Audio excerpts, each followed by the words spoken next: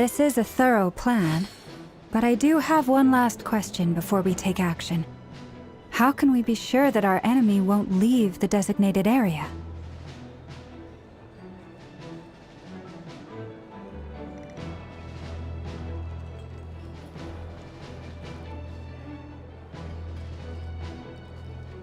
Great question. Albedo's been hard at work analyzing Rarer and the Wild Hunt's behavioral patterns. His conclusions are as follows. Firstly, from the earliest known confrontation until now, Rarer has never displayed any ability to manipulate the dimension of space. So it's unlikely he has any power in that domain. Secondly, he seems to have a particularly strong vendetta against our group. If we put him in a fight-or-flight situation, he'll choose to fight every time. Thirdly, finally, and most importantly, he is consumed by hatred, both for the moon and for his enemies. Turns out, we tick both of those boxes. We have a reincarnated moon in our ranks, and a spy who accessed his private memories without permission. He'll be baying for blood, not looking to escape. As someone who's had their fair share of interactions with the Wild Hunt, those all seem like valid observations to me. Understood. Then I will defer to the verdict of the group. Well, everyone, that's the plan in full detail. Albedo and Durin are carrying out their part as we speak. Plan approved. Scheduling. Okay, any firepower you need, I got you covered. Let's light this baby up. The Frost Moon Scions are behind you as well. And the rest of you?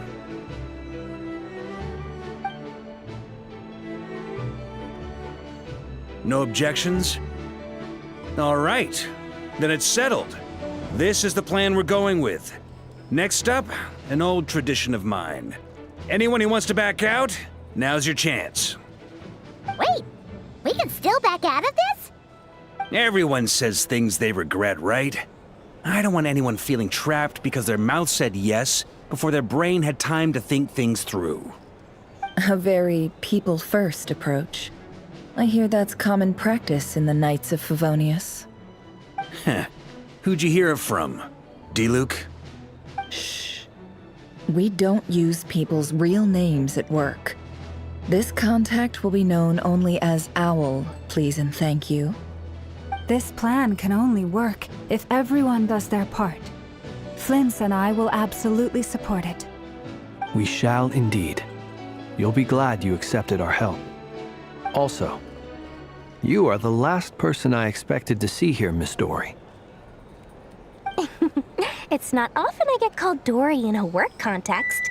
My peers usually call me Lord Sangama Bay. So, the longer your name, the higher your net worth. Is that the idea here? In that case, Mr. Flint's here must be worth a fortune. That's right, I know your full name. It's... The walls are thin here. I'd appreciate you keeping that a secret. Okay, fine. I'm actually only here as a favor for someone else. Do you have any idea how much it would cost to hire me otherwise? Oh, does this mean someone out there actually has the power to boss Dory around? It most certainly does not. We have a long-standing and mutually beneficial business partnership. She's actually the mom of a friend of yours. Said mom supplied me with a great little trinket, but now that lady's ruined everything. If I don't start building a little goodwill now, my whole business in Krai is gonna go down the drain! Okay. So what exactly is so special about this pendant? It's a lucky charm that a great mage made for me. We have a business relationship, and she was worried that something bad might happen to me. So, she wanted me to have something that can store power to protect myself with. I finally got it all fully charged up with Kuvaki, and then never went and used it all up at once! Never lost so big in my life! You're right. It was all my fault. I didn't mean to drain all the Kuvaki in the pendant, but I'll make it up to you. You will? Well, in that case, how about you give me your chess set, and we call it even? I knew you'd say that. Well, it's yours if you want it. In fact, take it now, and I'll even throw in a free Raker of Solnari. Deal? You're putting me in a difficult position here. It's a very useful thing to have around, but I have a funny feeling it won't be around much longer. I guess we'll see in a couple of days.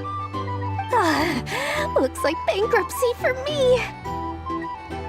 Hey, don't be so pessimistic.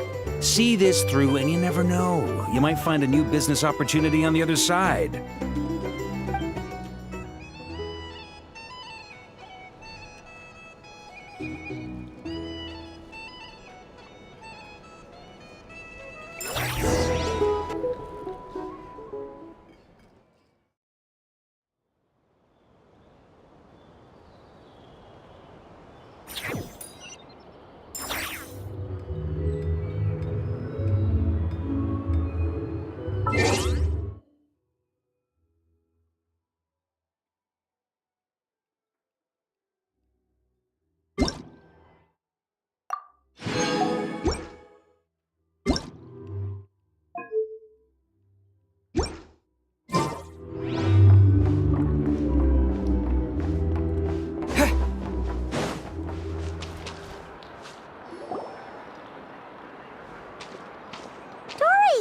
How are things going? Feeling ready? Oh, I was born ready. We only have 2 days. You think Lord Sangamabe would let an opportunity like this slip by? Don't forget, when something's in high demand, the people with the goods on hand get to charge the highest price of all, even higher than the sellers taking advance orders. Ta-da! See? It's right here. Ah, it's so pretty. Did you make it?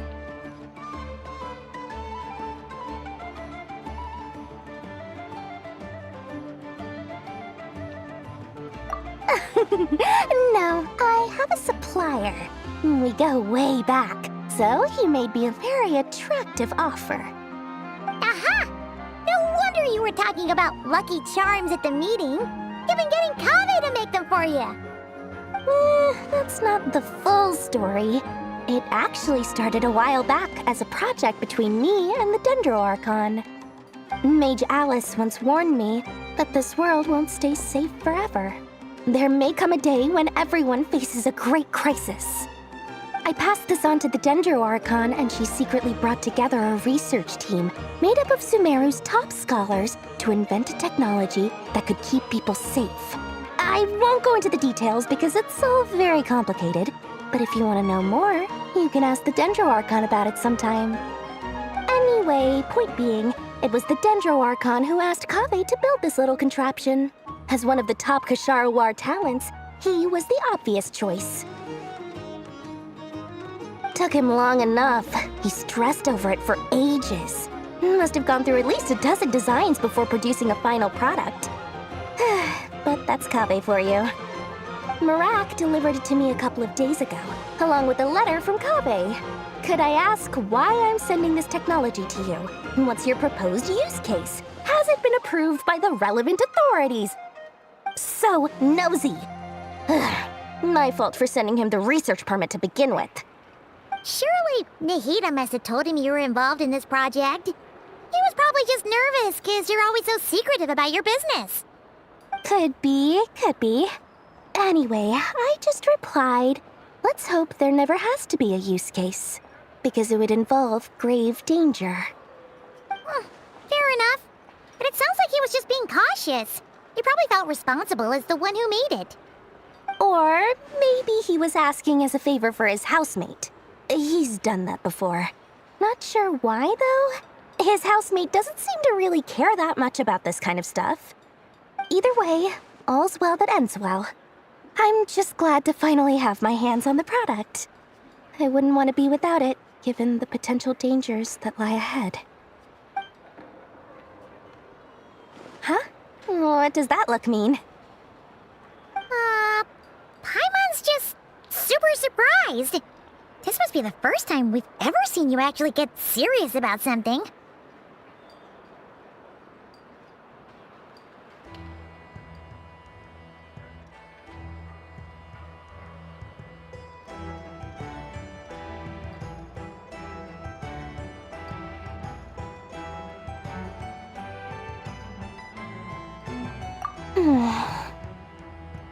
Well, a long time ago, I made a promise to myself. I promised that I was gonna live every day of my life with a big beaming smile. Obviously, Mora plays a big part in that. But there are always gonna be times in life when you have to give something back. That could mean paying back a debt, returning a favor, or showing some kindness. Alice has been a huge help to me over the years. She was the first investor I ever had. And I want my investors to know that Lord Sangamabe is the best in the business. And more than that, no one knows what the future will bring. Whatever happens, I want to make sure the Dendro Archon and all of Sumeru is prepared to face whatever comes.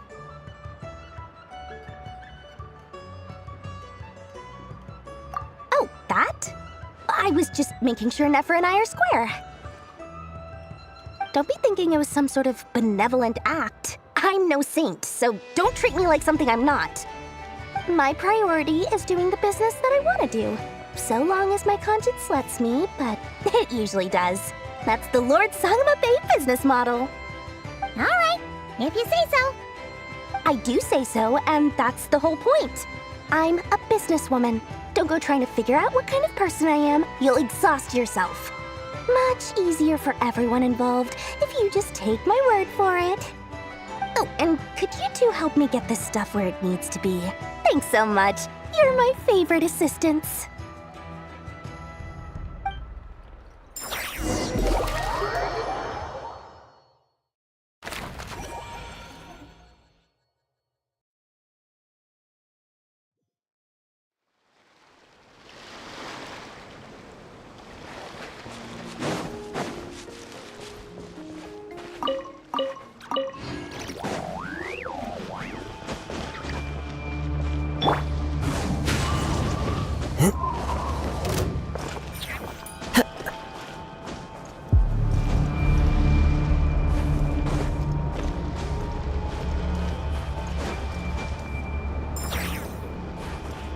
Into the wind!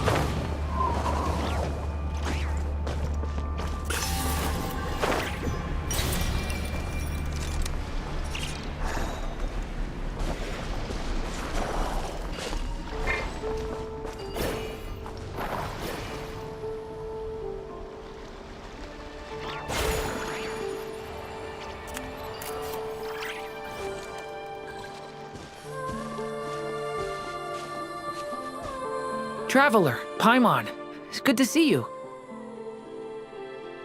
Everything going smoothly over here?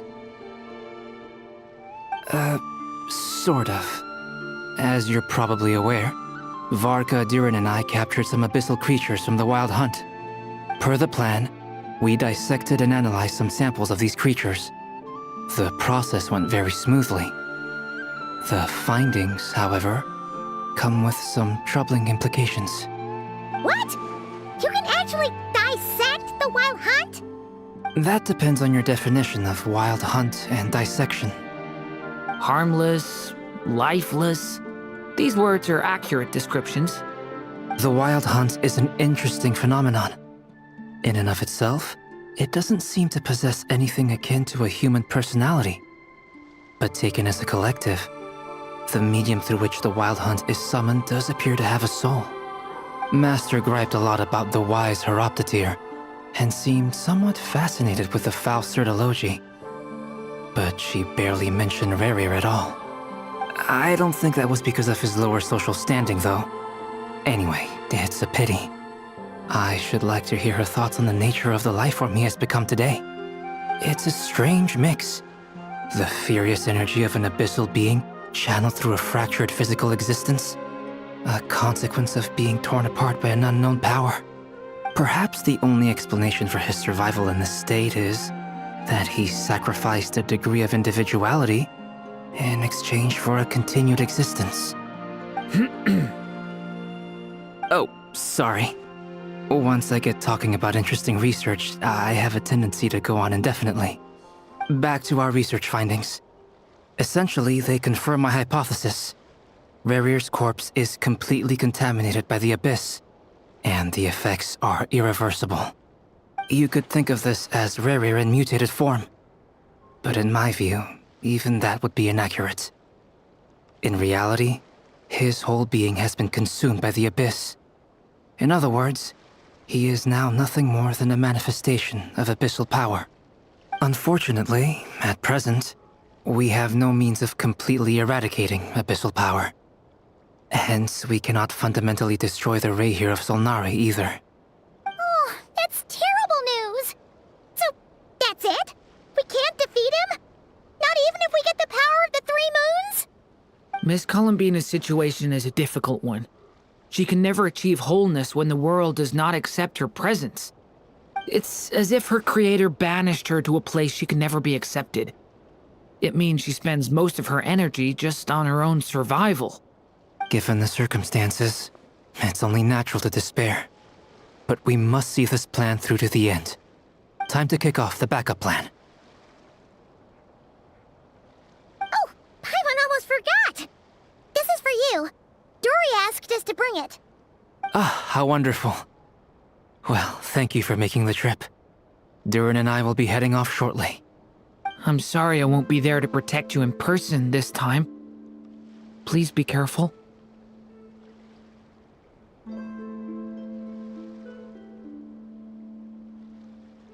All right then. Stay safe.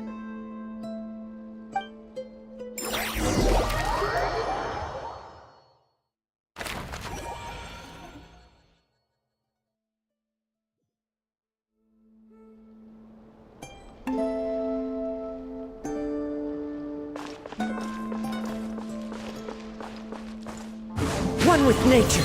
Ka!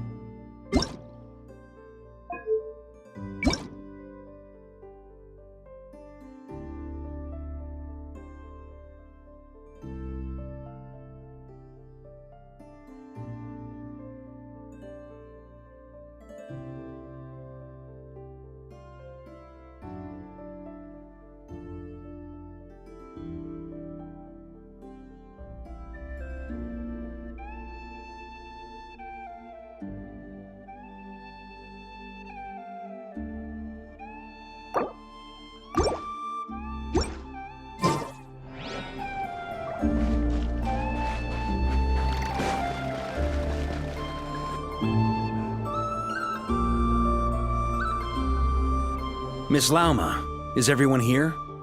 Yes. The fate of my flock is in your hands, Grandmaster Varka. Please keep them safe.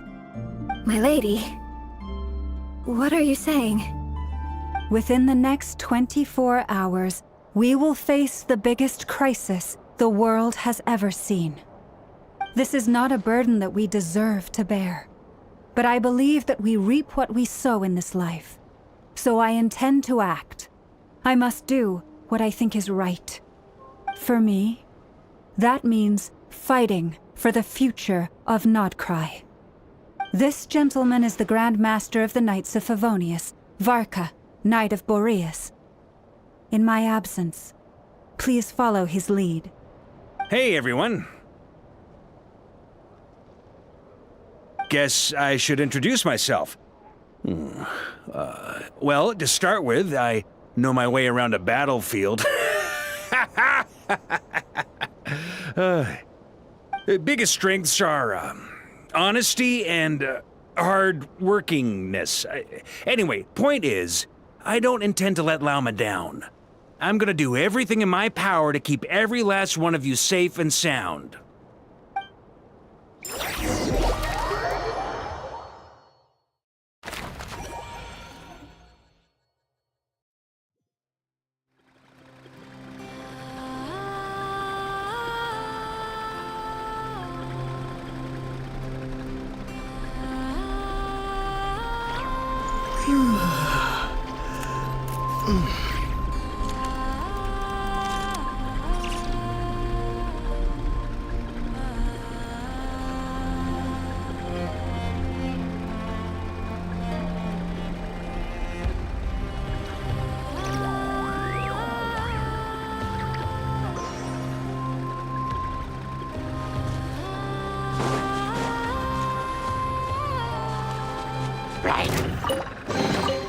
A reward on the road.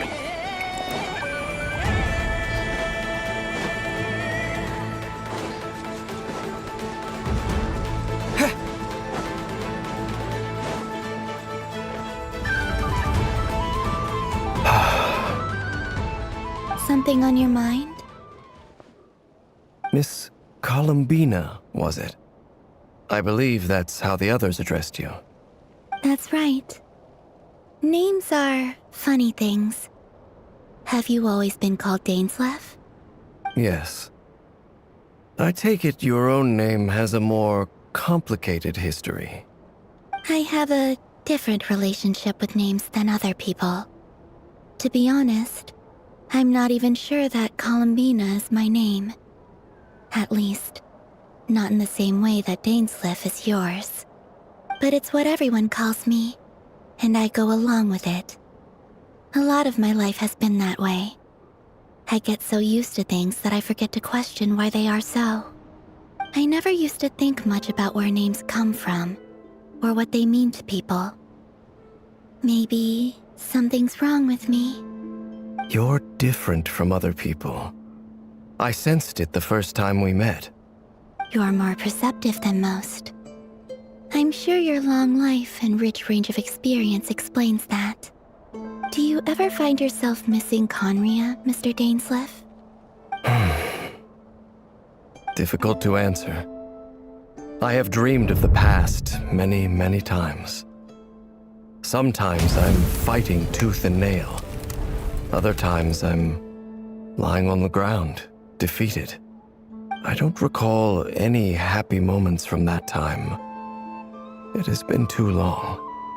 Is that because hatred survives longer than love and affection? That would not be for me to say. I make no excuses for the grudges I bear. But whatever the reason, I remember little that was beautiful or sentimental. Thank you for your help with the Rerir situation. Without your efforts, I never could have learned the hidden truth of his story. You're welcome. I know he's your friend. Friend? He betrayed me. And I never really understood what he was going through in life. Some friendship, that is. Okay. So, Do you plan to fight him with us? You see, you're torn. Now you know what really happened. You see the things he's done in a new light. I need some time. Of course. I completely understand. Anyone else in your position would feel conflicted too. Actually, I went through something similar myself recently. Something happened that changed my perspective on a situation. A situation I took for granted at the time, but now I feel very grateful for it. You mean the Harbingers who still support you, even though you've left the Fatui? Yes. I always thought they were only helping me because Harbingers are forced to work together. But then I abandoned them. A warrant was even put out for my arrest. And even now, they still support me. Which means I was wrong about them all along. Clearly, they view you as a friend. I feel a little guilty now. I regret not seeing her help for what it was, and not treasuring it. I see the guilt that you're feeling now, because I feel it too. Hopefully, talking about it will do us both some good. Have you noticed that the Traveler and Paimon are over there? I think they've been listening. Huh. Shall we say hello? Sure. Hello. Ah! They caught us!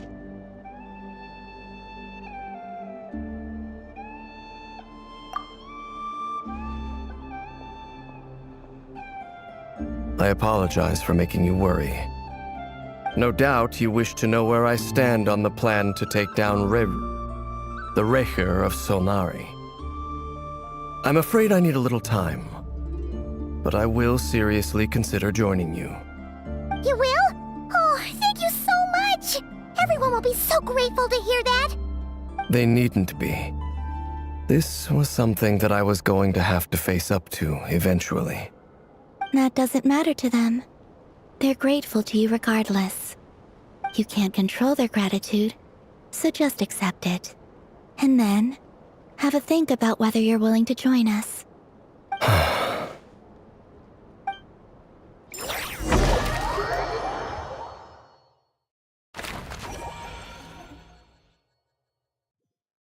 It's nearly showtime! Let's go rendezvous with the others. You know the place.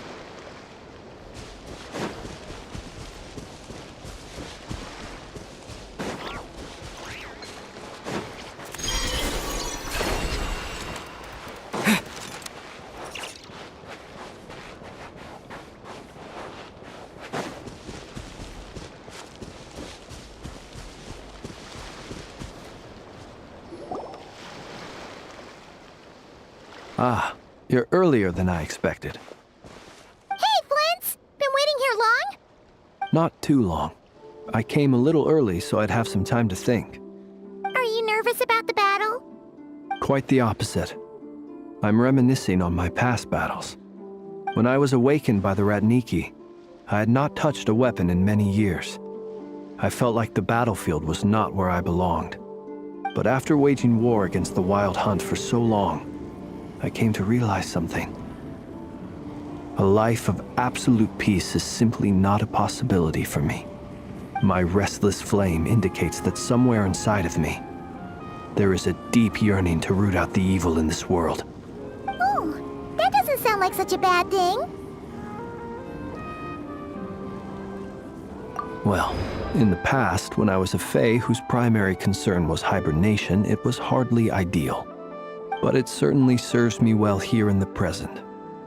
And I am delighted to be able to join forces with you in this endeavor. Looks like I'm not the first to arrive. Ah, Miss Lauma. Did you sleep okay last night? I struggled to settle down at first, because of the nerves. But don't worry. I got enough sleep in the end. I'll be just fine.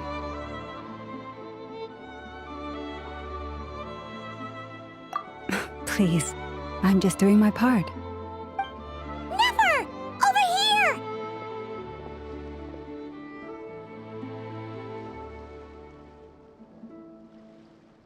Ino asked me to relay a message. She said Anefa will be on high alert and keep a close watch over all secondary districts where defense is required, providing support as necessary. Meanwhile, Ino herself will provide range support to us directly, using her latest invention. Excellent. My thanks to all involved. The chess set's looking a little unstable. It won't hold him much longer. We should be prepared to engage at a moment's notice. No sense sitting around waiting. Let's make the first move while we still have the option. I agree. Paimon, find a safe hiding place. Got it! Be careful, Traveler! I will.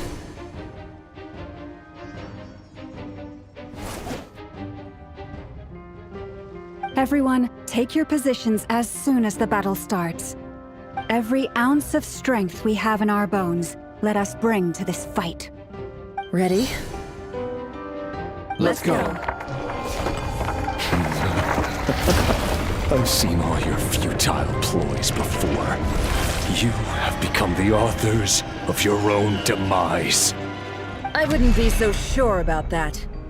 You are merely a moment of sport before I tear down the moon.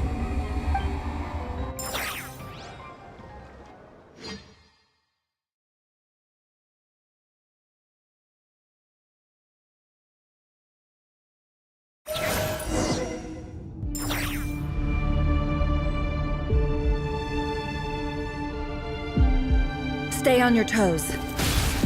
Yep, you too.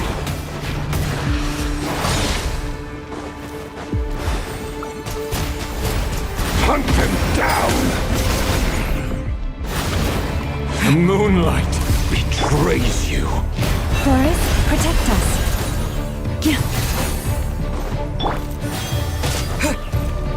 Let me help you guys. Eat this!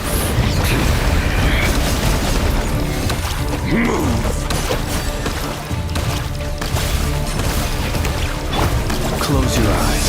Observe.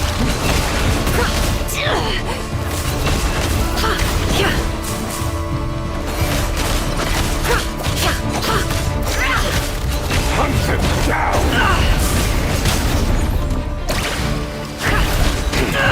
Pathetic! Leave. Stay your hand. The moonlight By the frost betrays you.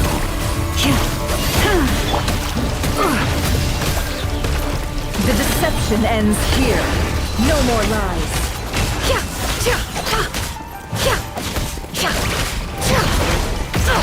Absurd.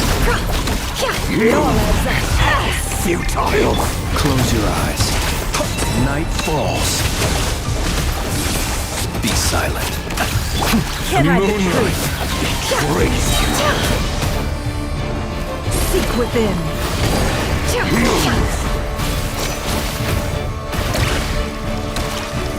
Hunt them down! Steady now. Night falls. With one heart, we pray.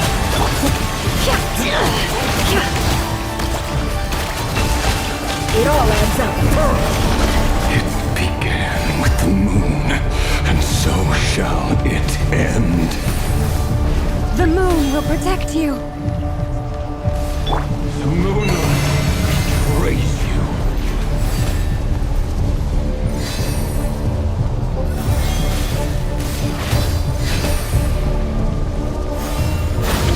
Leave this place.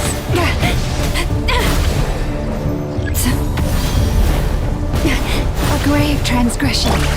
Close your eyes. Forest, protect us.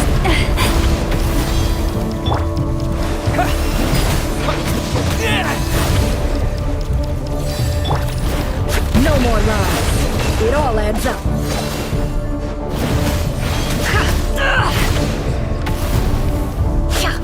Do you see now?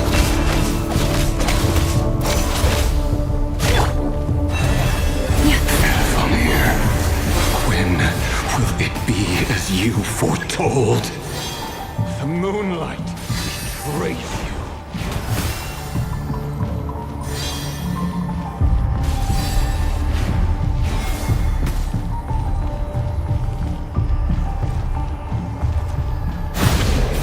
leave this place. I am being tested.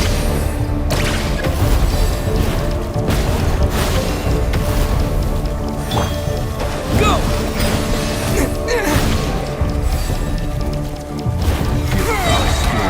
Welcome here. Here. Can't hide the truth. It all adds up. The long sleep beckons. Observe. Close your eyes. Are you quite finished?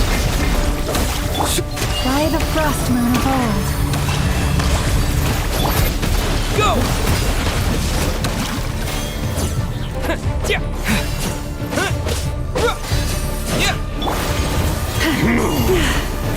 You poor lost lamb. Be silent. Observe. Night falls. Steady now. The moonlight, it's all futile.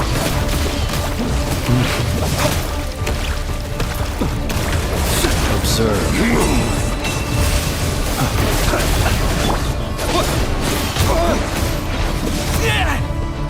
The moonlight betrays you. The mystery unravels. For the everlasting forest. It's all futile. Hunt them down. Be silent. Observe. To The dust. moonlight betrays. Steady now. Pathetic. Be silent. Keep your distance. Close your eyes. Futile. Be Hunt silent. them down. You poor lost. Pathetic. Hunt them down. No more lies.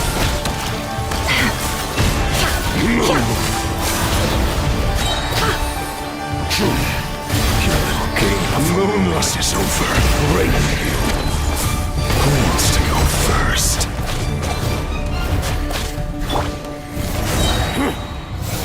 No. Get out of my sight! No! We've been separated! Will it take? You okay? Never! Where are the others? Stuck outside the barrier. I guess he really doesn't like us. Destroyed. Reborn. Knowing too much is always a death sentence. Be careful what you wish for.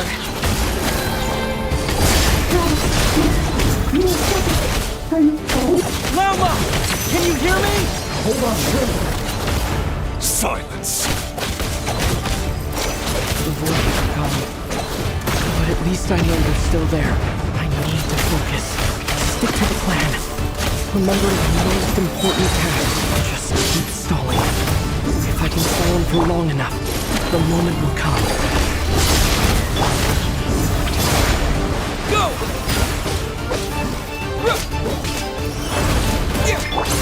No.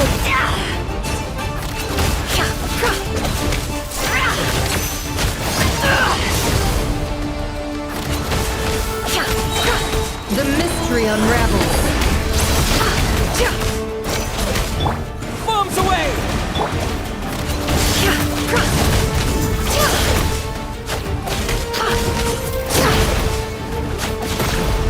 Can't hide the truth. No more lies.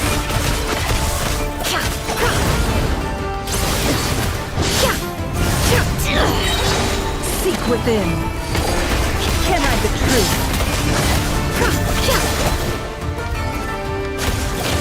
No more lies. Wipe out!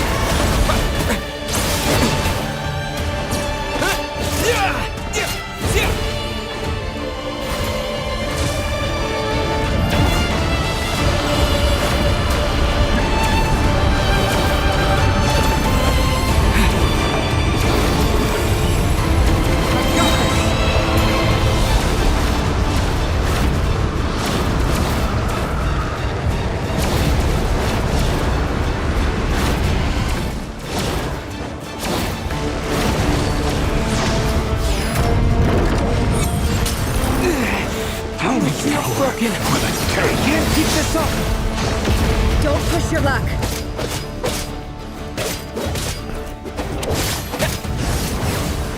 Destroyed and reborn.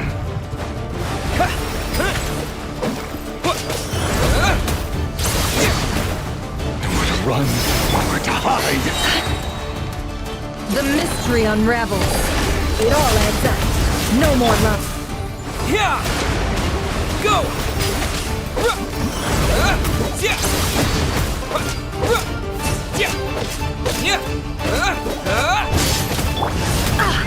It all adds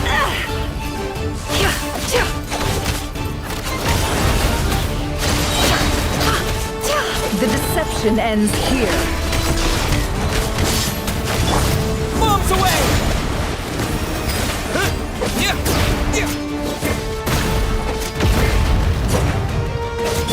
No more lies. Can't hide the truth.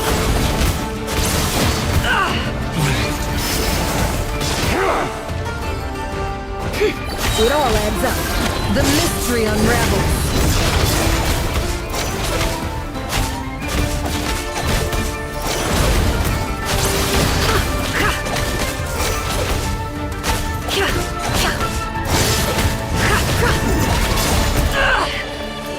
Can't hide the truth.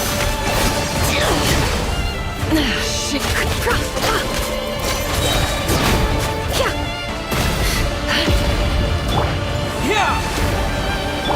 Seek within. No more lies. Can't hide the truth.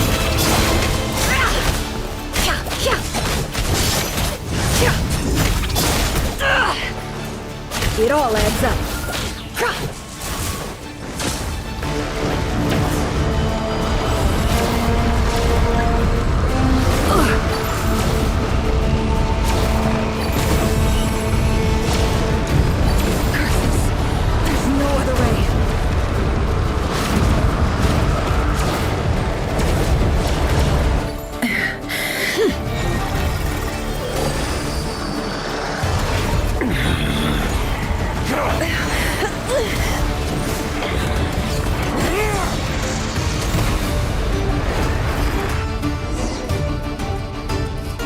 The only way to defeat Rarer is to borrow his own power. That means Columbina will have to disappear while you two bear the brunt of his attacks. You have to hold on. Find a way to keep him focused on killing the two of you.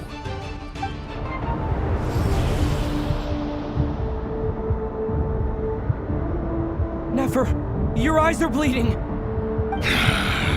Soon you will be powerless to resist. And then, I will reduce you to dust. But that dust will plague your memories. Come on, keep holding on. Any other tricks up your sleeve? Let's see them. As entertaining as they are, you've backed yourself into a corner. You don't fool me. I see your fear clear as day. I have to stoke his rage. Make him unleash everything. You fear what you could never defeat. You fear the thought of never being able to save your beloved. You cannot win the fight against fate, Rarir. Is that what you think? Well, now it's your turn to feel afraid!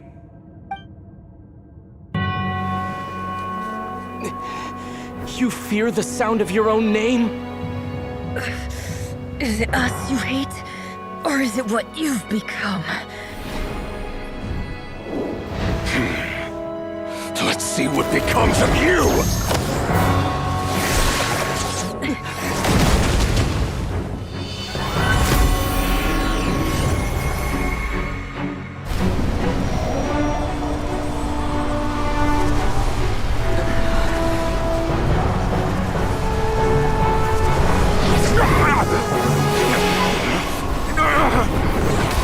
What's happening?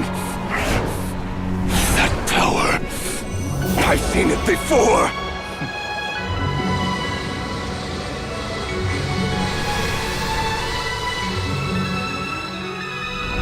His power is on another level.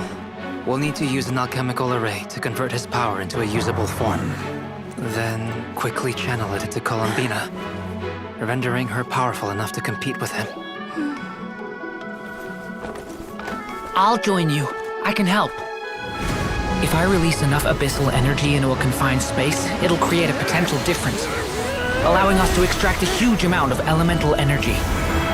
Next, I'll synchronize with everyone's minds using Pyro, then give you temporary access to their abilities and fields of view.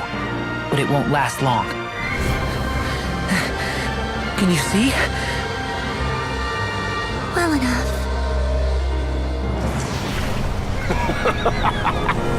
So, we have a student of Gold Rhine-Daughter in our midst.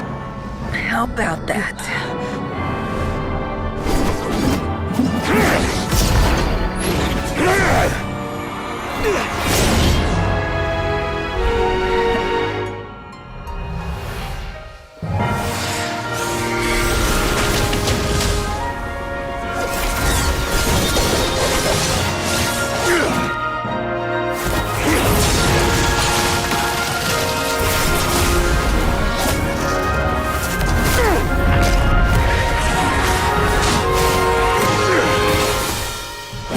You use my own power against me?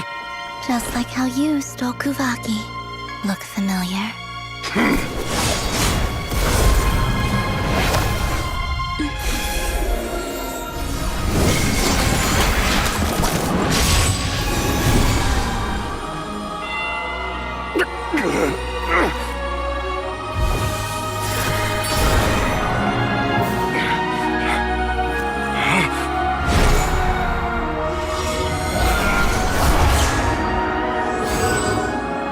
Don't you realize?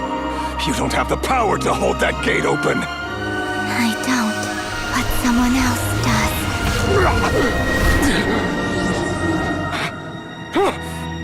Goodbye, Rerir.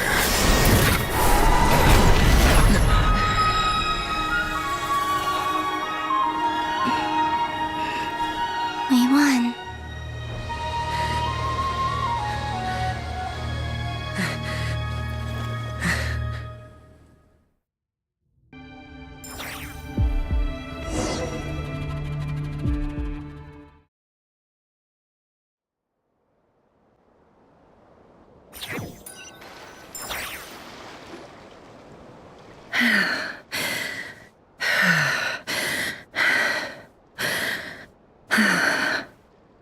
Nefer, how are your eyes? They're fine. Apart from the blindness, of course. It's not too late. Let me handle it.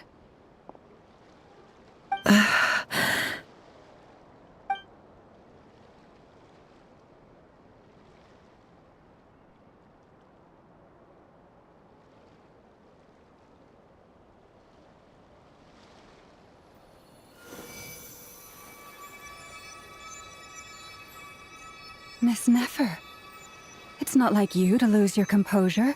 That was the most reckless thing I've ever seen you do. Reckless how? The situation was critical. Our lives were at stake. We had to do something. Even so. Okay. I guess you're right. Under the circumstances, it was a wise decision.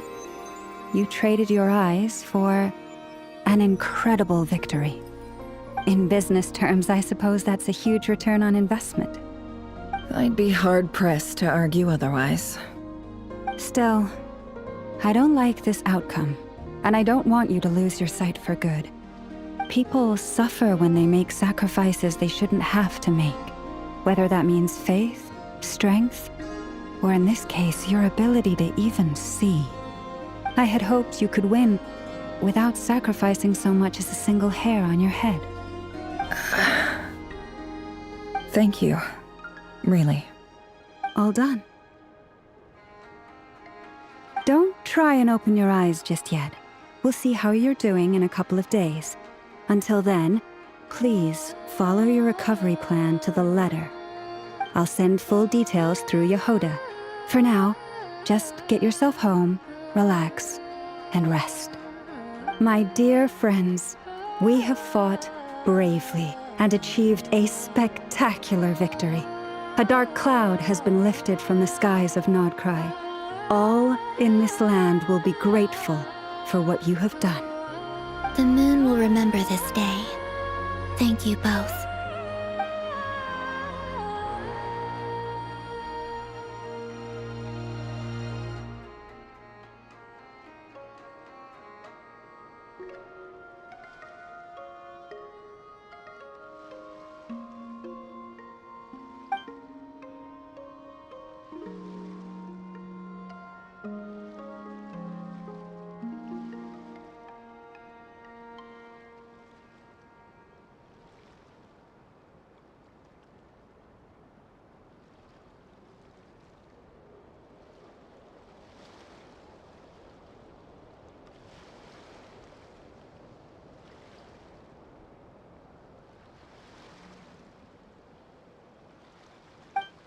There's something I want to let you know.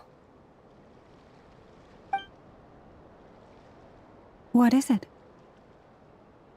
When Durin connected everyone's minds so I could access their powers, I also felt everything they felt.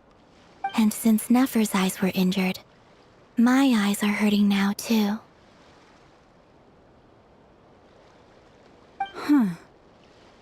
Hold on. Let me try. I only feel the pain. There's no actual damage. I just thought I should tell you. You're right. There's no damage. That's a relief. But I must say, I'm surprised to hear the Kutar share something like this with me. In the past, you never used to open up about yourself. Things are a little different now from how they were. I'm learning to share how I truly feel with my friends. Friends? You have no idea how glad I am to hear that.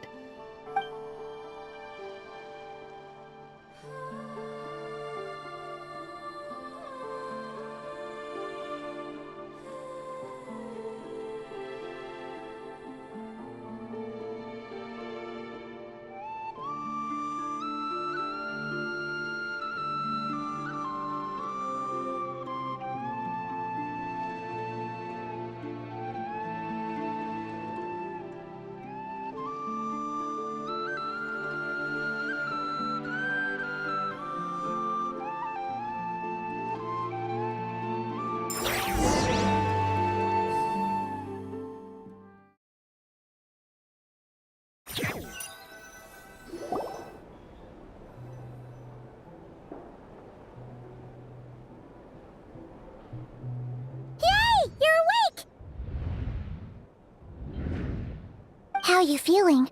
Any aches and pains? Did you sleep well? I'm doing all right, Paimon. No need to worry about me. Phew! Well, that's good. Paimon's been sitting on the edge of the bed worrying about you for ages. You slept a whole day and night. Poor Paimon had to eat all by her lonesome. Glad to hear you didn't starve. How was the food? Well, it wasn't the same without you there to share it.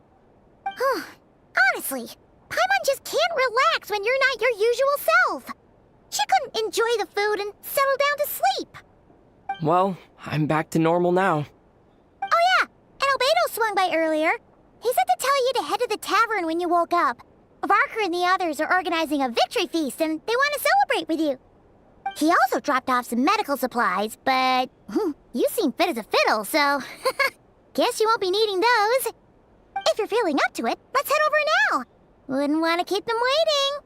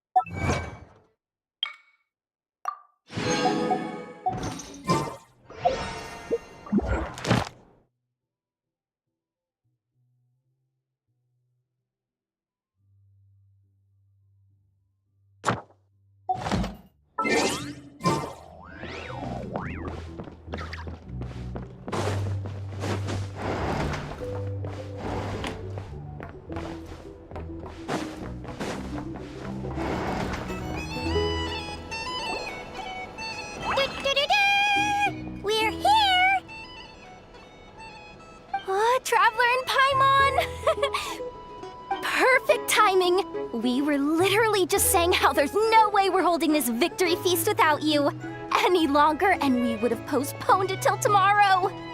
How are you feeling today? Much better. Thanks. Don't worry about me. Relieved to hear it. If that changes, just let me know. Happy to check you over at any time. Yep, we're here for you. Anything you need, just let us know. Oh wait, where's Nefer? How are her eyes doing? Nefer's right over there.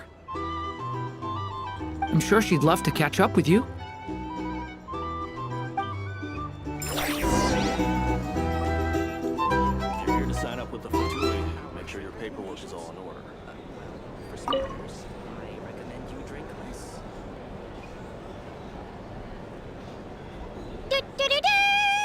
We're here! Oh, Traveler and Paimon! Perfect time! How are you feeling today? Much better. Relieved to hear it. Yep, we're... Oh wait, where's Nefer? How are her eyes doing? Nefer's right over there. I'm sure she'd love to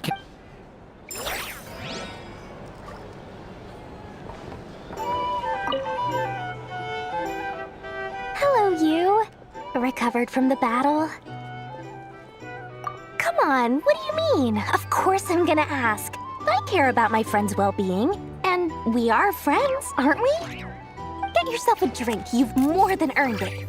In fact, today, your drinks are on me. Lord Sangama Base got you covered. Wow, really? What about Paimon? Has she earned it too? Has she? Please? Well, you haven't been through quite as much as the Traveler, but... what the heck, sure. Yay! Wow! Drinks on Dory! What a historic day. Hey, keep your voice down, or everyone else is gonna want in too. Have you heard anything I've been saying recently? Doing business in Krai has been an absolute nightmare. If I'm buying for everyone, I'll... Okay. Paimon will speak more quietly. Jeez. That's more like it. Don't you forget, Lord Sangama Bay doesn't just go around buying drinks for anyone and everyone.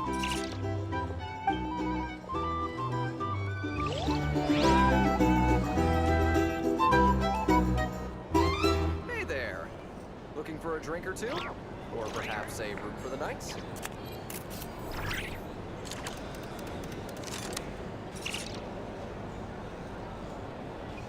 If you're here to sign up with the Fatui, make sure your paperwork is all in order. For starters, I recommend you drink less.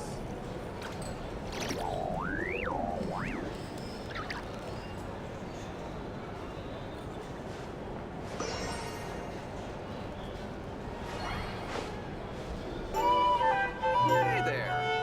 Looking for a drink or two? Or perhaps a room for the night?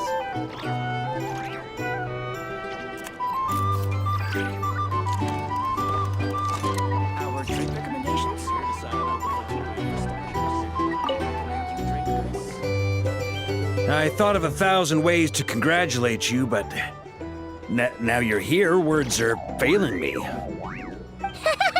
The honorary knight stuns them speechless once again. Well said. The honorary knight showed us all how it's done. The other knights tell me that Mondstadt was the first stop on your journey. All of us are truly delighted to count you as our friend. I'd like to thank you for supporting the Knights of Favonius, and also for helping us save Krai.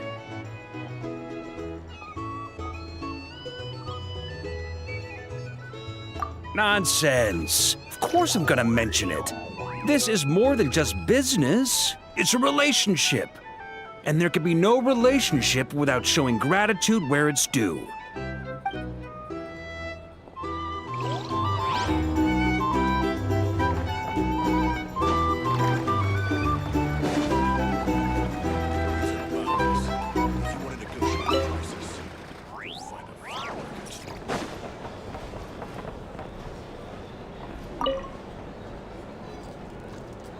I see you've recovered. You bet. Snooze his way to a full recovery.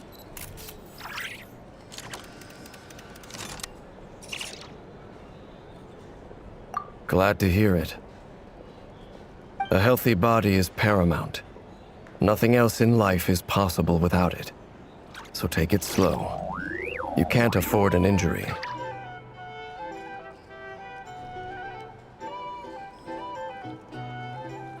Paimon too! You really saved the day when you swooped in to open that gateway! I came to accept that although Rerir was my friend in the past, here and now, he was an enemy that must be defeated. Though I will never fully understand what happened between us, I could not let this crisis deepen any further. We fought a very necessary battle, and you played your part admirably.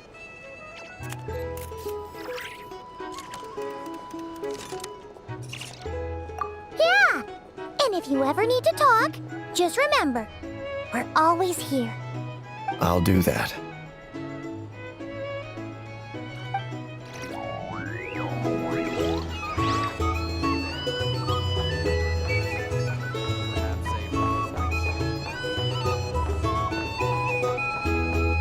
Our drink recommendations? Well, for starters, I recommend you drink less.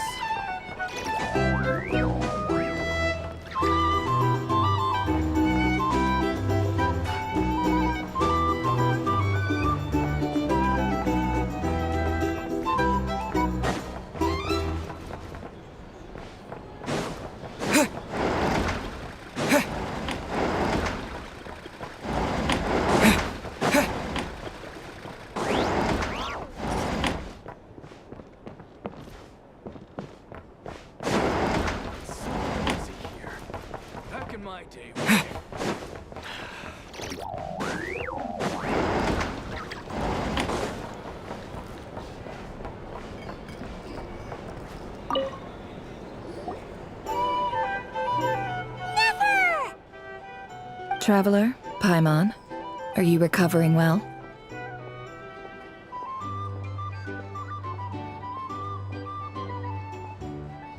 Turns out that moon chanter has some real talent after all. My eyes were mostly recovered after just a couple days' rest. I can actually open them again now. Yeah, but you gotta be careful. Lauma says not to strain your eyes while they're still healing. Yes, thank you. I'm well aware. Yehoda, could I borrow you for a moment? I could do with an extra pair of hands. Oh, sure! Coming! Did you hear that? I gotta go help Lauma for a second. You guys chat among yourselves. I'll grab us some drinks on the way back. Paimon, you still like them sweet? You bet! Make it extra sweet, because Paimon's earned it. Sure thing!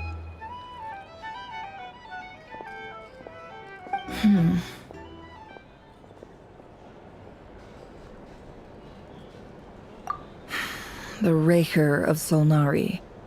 Kind of a snake, don't you think? No, definitely a snake. A poisonous one who spewed his venomous hatred everywhere. Anyone who seeks revenge out of hatred for other people has become a snake. That's something my dad used to say.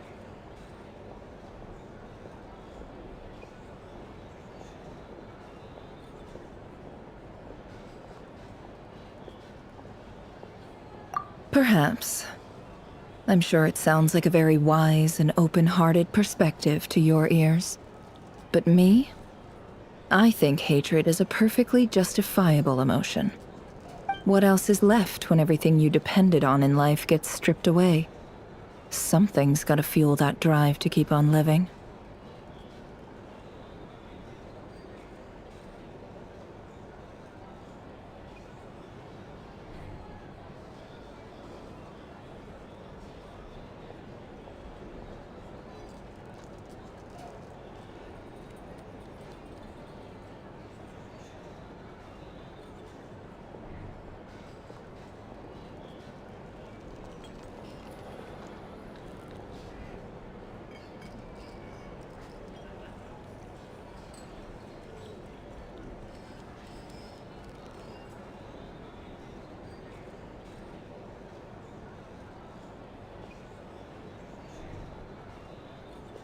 If you're worried about me, you can nip that in the bud. I'm not someone who gets stuck in the past. It's just... I suddenly feel like I was wrong to call my father a liar. He was just a fool. That's why the academia turned their back on him, and why the other tribes ganged up on him. Oh, Father. How much better things could have been if you were a skilled liar. Look at the Ibis King. Thoth is a fiendishly cunning liar. And yet, strangely, he feels more like a father to me than my real dad ever was. He's never brought it up, but I'd bet he feels the same way. Why else would he give me the power to perceive the truth, while at the same time training me in the art of deception?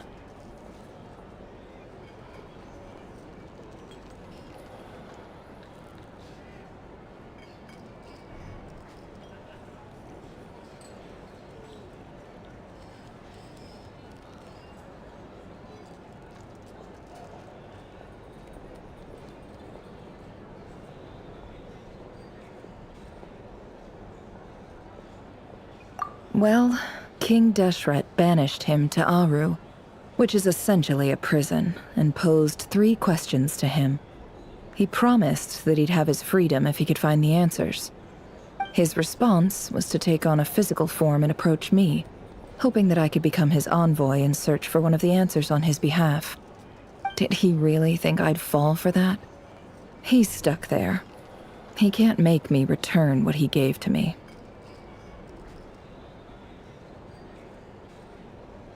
So that's enough for you to decide he's nice, is it? He's a prisoner, and he was scared.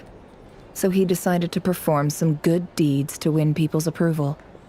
He lives in fear because he's a deceiver. How is Rerir any different?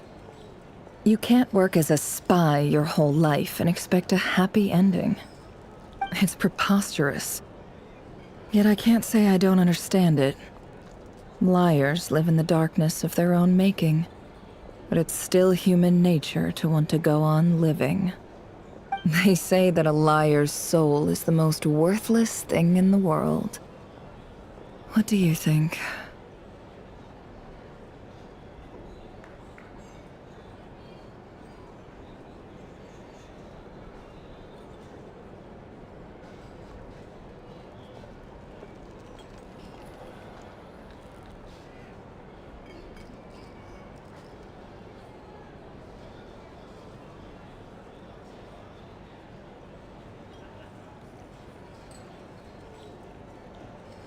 Good.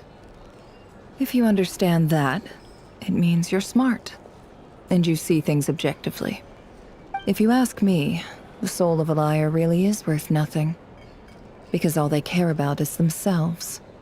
For example, when something good falls into my lap, I don't go sharing the news around. Stops other people trying to steal it from me.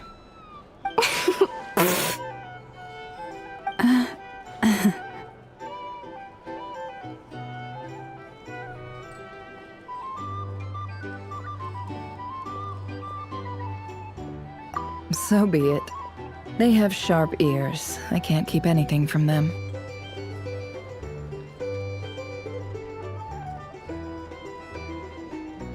Oh, is that what it looks like?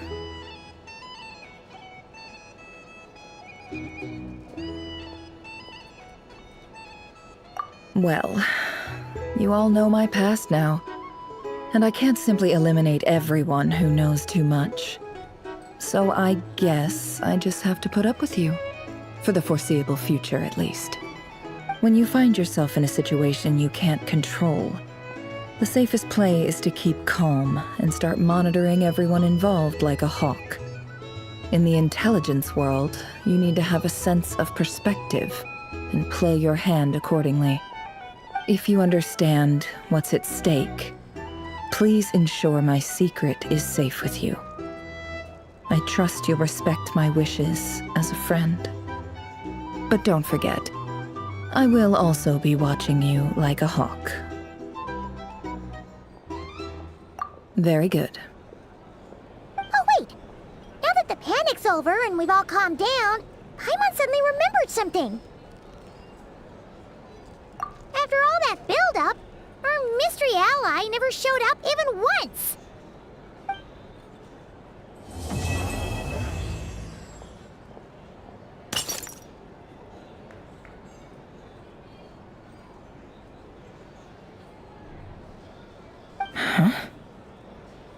Am I imagining things?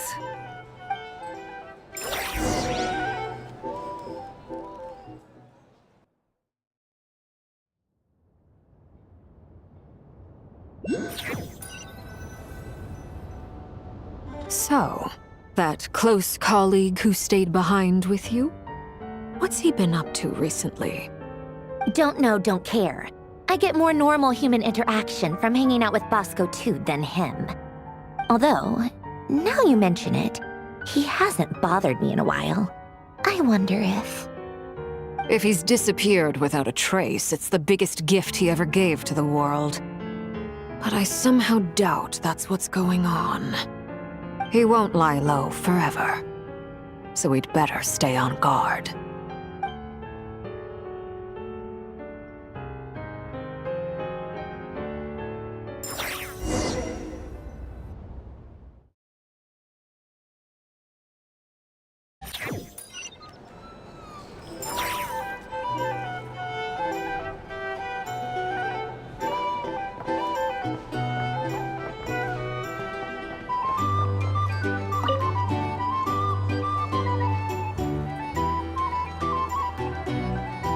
Ah, Lord Sangama Bay.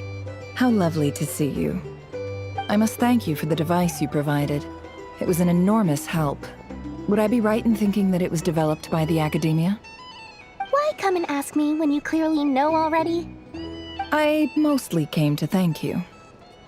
That's more like it. A little gratitude goes a long way with Lord Sangama Bay. Play your cards right, and you might even stand a chance of becoming my long-term supplier. The chance to work with such a kind and charitable investor as yourself would be a great honor for the Curatorium. Huh? Charitable? Who said anything about charity? First time hearing about it. Let's see. The first plot of land you purchased in Krai, your desert interests, and... Stop! What do you think you're doing? Exposing my investment history! It's nothing to hide from. They're all perfectly legitimate investments. And some of the land you purchased was with the intent of building a sanctuary? Yes, I heard about that too. How did you... You're a curious case, Lord Sangama Bay. You don't like people finding out about your good deeds, do you? But I'm afraid no matter how hard you try to keep things under wraps, where there's a will, there's a way.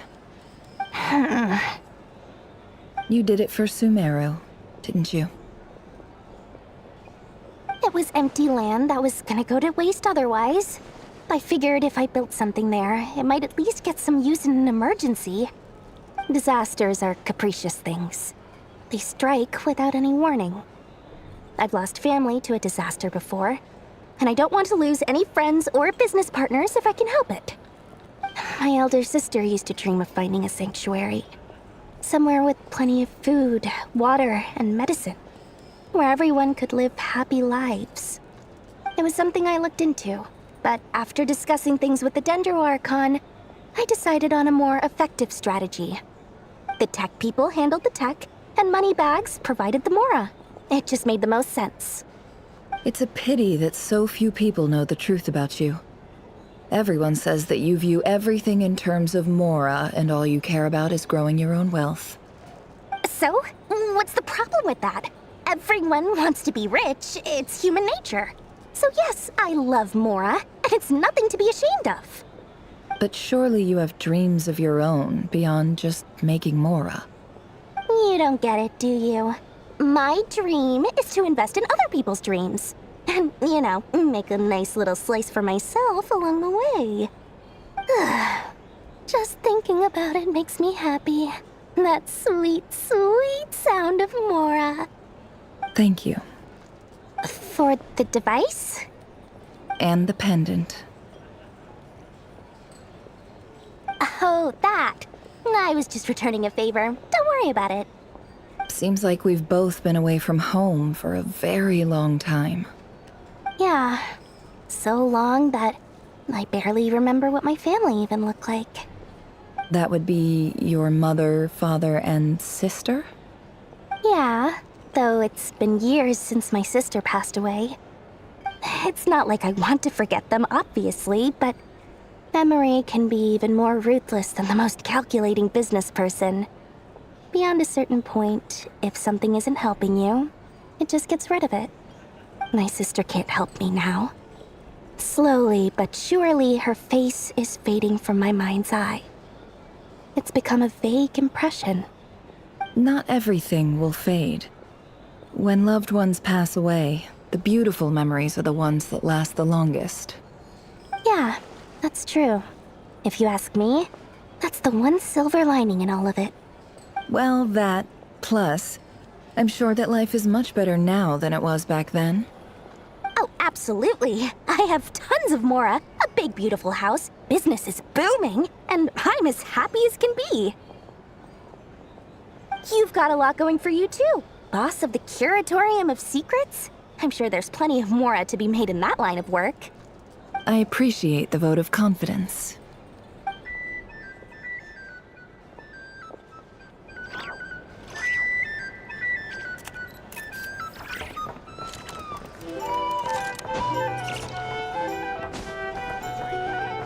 Here's the thing. You can't live life without Well, for starters, I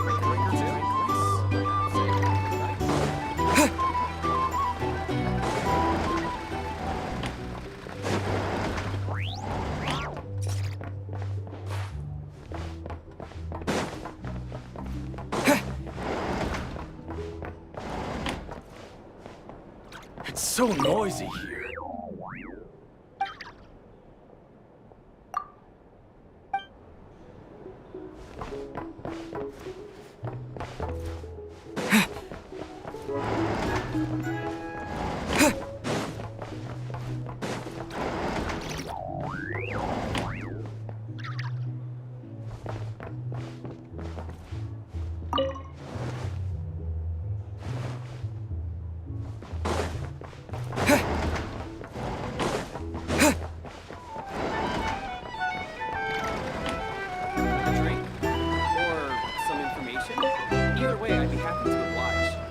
How have you been holding up?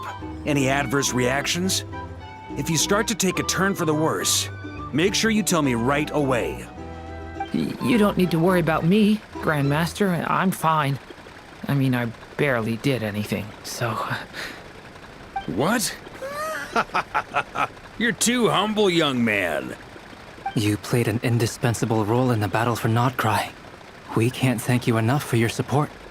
Sometimes, when people praise you, it's because you deserve it. The best thing is to accept it calmly and with grace.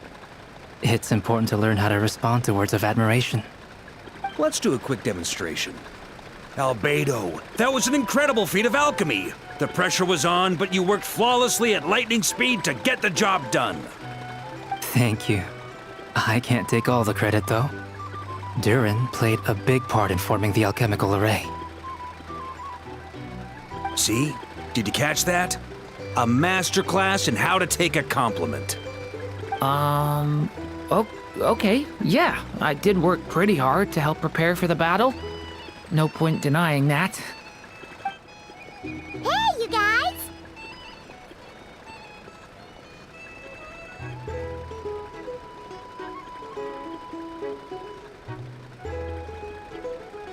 Hey, look who's bounced back. Looking good, traveler. Seems like you've recovered. You won't need to take any more medication. Can I get you a drink? Huh? You know how to order at a bar now? You've sure learned a lot recently. Handling a drinks order is ridiculously simple compared to alchemy. Don't worry, I'll blend into society yet. Paimon believes it! You're clearly a fast learner, just like your brother. To be totally honest though, Paimon didn't quite follow all the details when you first explained the plan to us. Don't worry, That's completely understandable. Unless you're a student of alchemy, it's hard to grasp the principle and how the process works. To put it in the simplest terms, we saw how our enemy stole the power of Kuvaki. And that gave us the idea of stealing his power to turn it against him. When facing an enemy you have no hope of defeating, it's best not to engage them in battle. So, instead of looking for a way to overpower him, we decided to help Columbina get strong enough to at least stand up to him in a fight. For this to work, we had to analyze his modes of attack, confirm who his main target was, and make sure that he wouldn't go beyond the range of the alchemical array. For added security, we prepared a total of 4 arrays. But to mitigate the impact of the battle, we identified one location in particular as the ideal spot, which is where the confrontation took place. The alchemical array absorbed his abyssal power. Then Durin processed it to render it usable by Columbina. That power enabled her to do what would otherwise have been nigh on impossible. What surprised me was that Dainsleif actually agreed to join us. Given his history with Rerir, he had every right to sit this one out, but we're extremely grateful for the decision he made.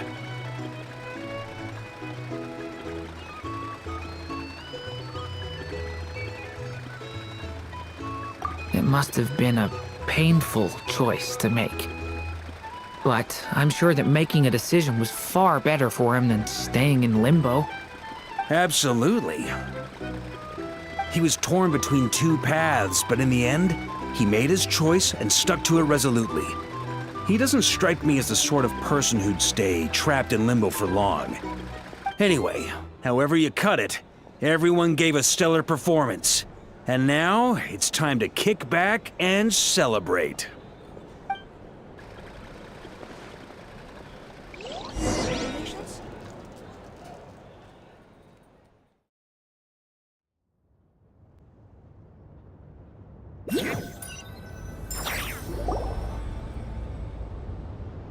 That's the only reason you're here.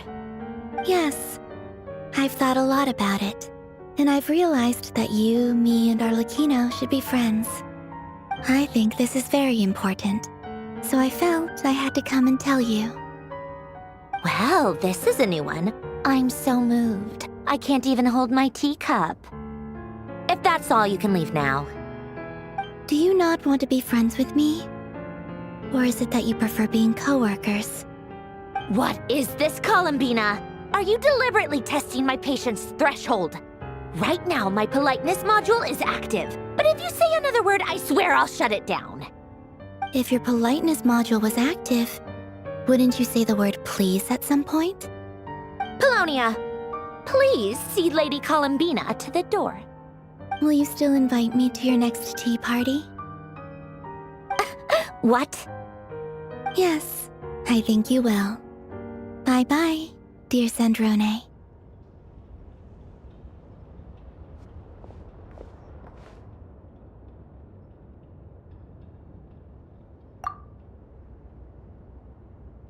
Last time, the Wild Hunt escorted you out.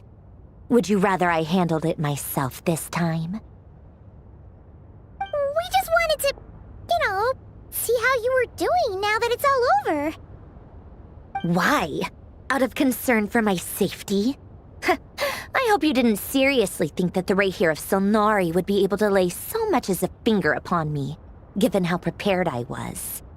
Mostly because you kind of helped us out, so we just wanted to check you were okay. Looks like all your robots are fixed, huh?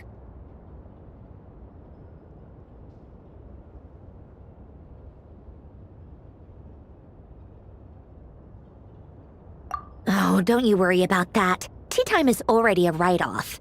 The visitor before you managed to kill my appetite. If you're in the mood for tea, go ahead and help yourself. Otherwise, it's going to waste. My coasters are still missing in action, though. Use this notebook instead. Whoa! Pretty hefty notebook. Look at all those calculations.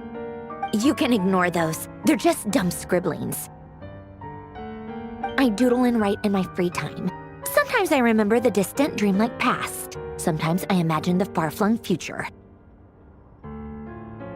And other times, I grit my teeth and note down all the crazy nonsense going on in the present. Some people do the crosswords in the newspaper. This is my equivalent of that. Trying to predict the future is like daydreaming, and writing about the present just makes me furious. The past is my favorite. If nothing else, it's already set in stone, so I don't have to rack my brains trying to figure it all out. Huh. Although, having said that, the only vaguely interesting memory in my past is probably that guy they call Lord Artificer.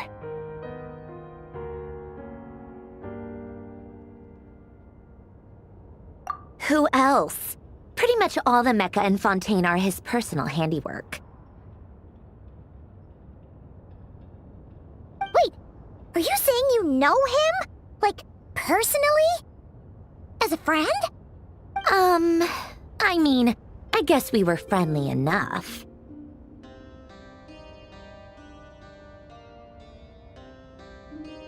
Yep.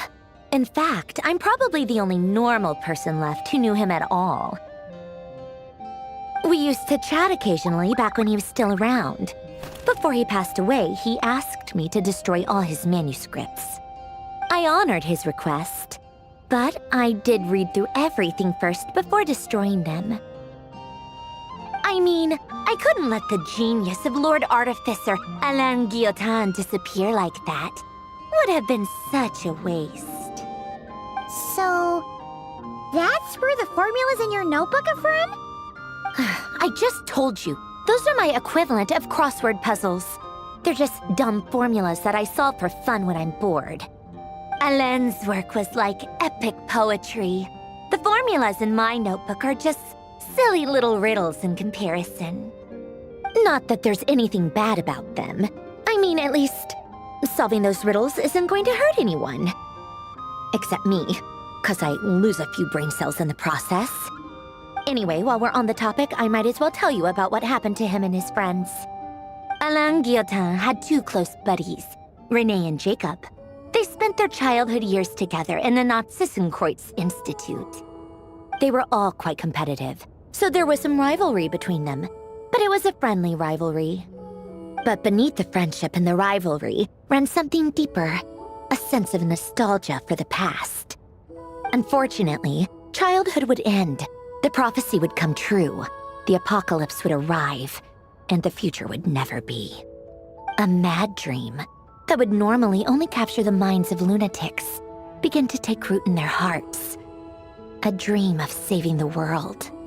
And if René and Alain had been people of lesser wits, that dream would probably have ended up as something for them to joke about in their older years. But alas, they were some of the sharpest minds around. They nurtured that dream with the full power of their intellect, and it grew into something that ate away at their souls. The first of them to fall under its spell was René. Against Alain's wishes, he persisted in experimenting on a mutual friend of theirs to try and save their life. Alain did not approve and parted ways with René. It's complicated. Alain wanted to believe that René only did what he did for the sake of their friendship. But when he told me about what happened, I could tell he still had some suspicions about René's motives. Perhaps the seed that would grow into a nightmare had already sprouted in René's mind. Even then, the next time they met, René's soul had been completely engulfed by the dream of salvation.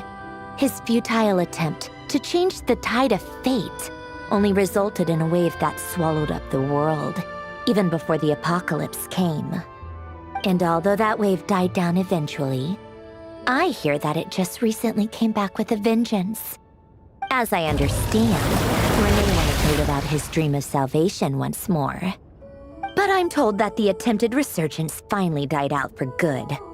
At long last, René awoke from his deluded dream. Though of course by then it was far too late. What do you think of René? Do you admire his transcendent genius? His view that any price was worth paying to achieve the lofty goal of saving the world?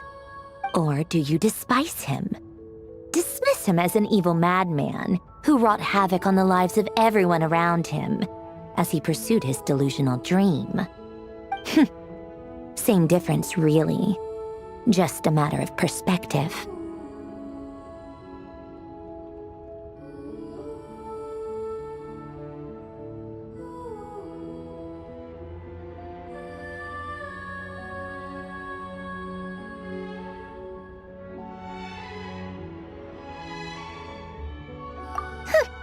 Doesn't surprise me.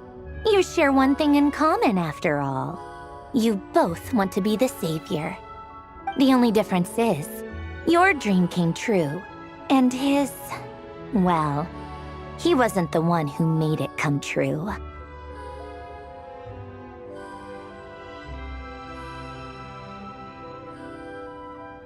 I don't like fanatics who give up their whole lives for their ideology. Nor do I like fools who let their delusions take control. Maybe I could understand if Renee had just been an ordinary person. But he had a sage-like intellect, and still managed to get himself lost in a labyrinth of his own desires. Anyway, that's enough about Renee. Now, moving on to Alain Guillotin, the Lord Artificer. He managed to put a stop to the first storm whipped up by Renee. But after that, Alain lost his friends and family. To his credit, I suppose, the loss of his family and friends was purely a tragic accident. It's not like Alain sacrificed them for his cause or anything.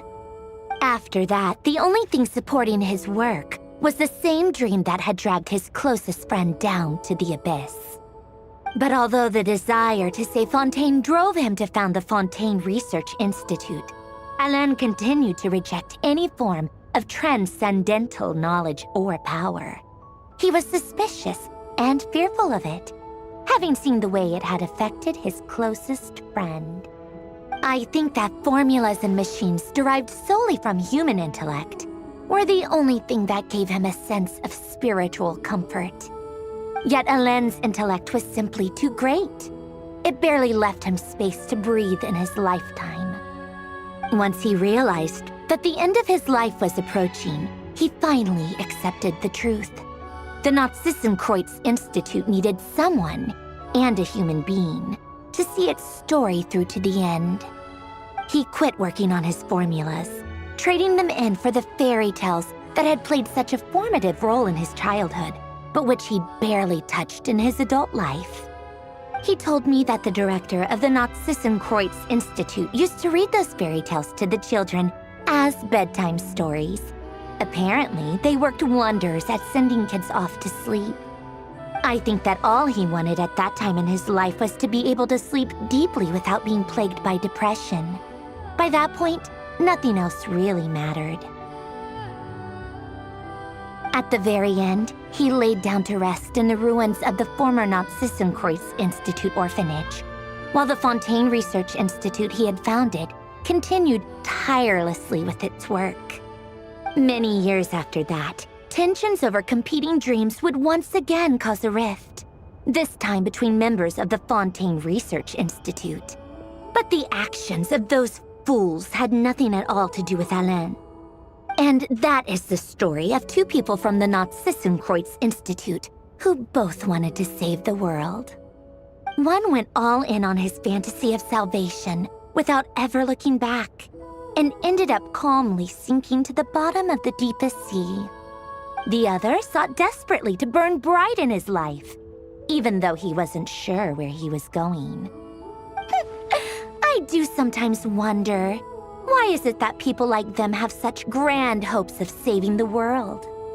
Even the grandest tree starts as a tiny seed.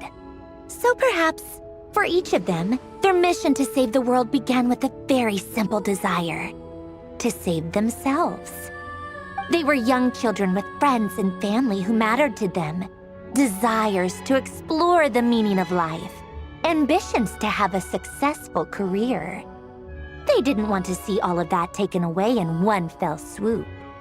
Or maybe they just wanted to find something to anchor themselves within the chaos, to stop them getting quietly swept away by the storms of life. But instead, the search for their own salvation took them down the rocky road laid out by fate. Do you think the desire to save oneself is enough of a justification to try and save the world.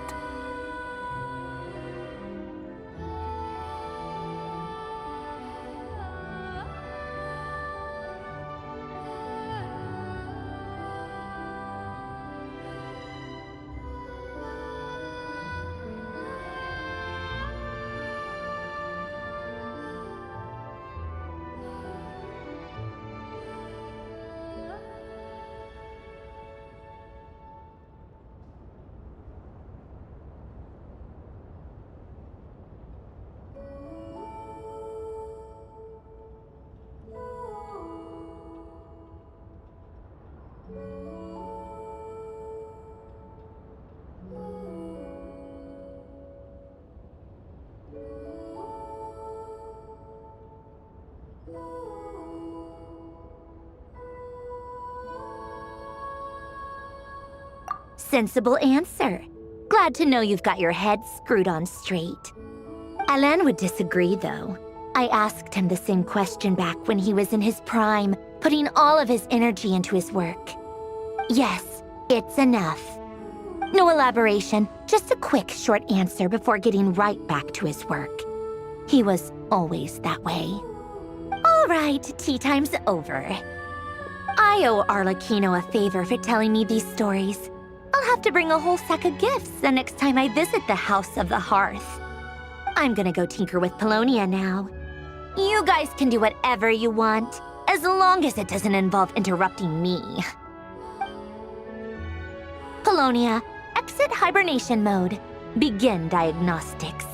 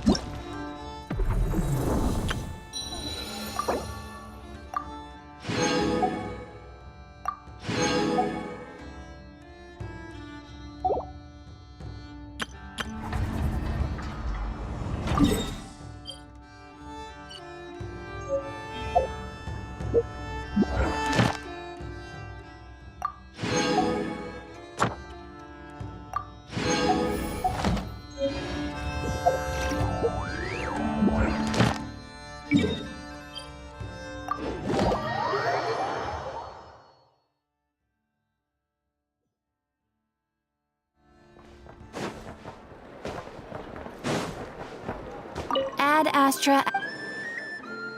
Thank you for completing today's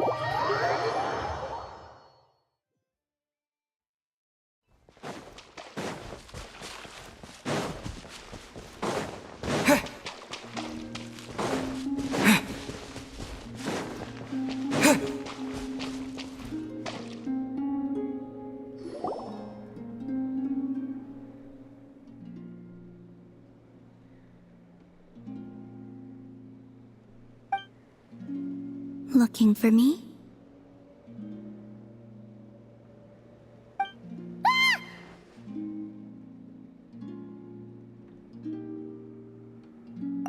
After sensing your arrival, I wanted to see how close I could get to you from behind. Because you had nothing better to do, or... Is that how it seems? No different than when I was with the Fatui then. There was never much for me to do. The Tsaritsa only sought the power of the moon goddesses. I was never dispatched to seize a gnosis or anything like that.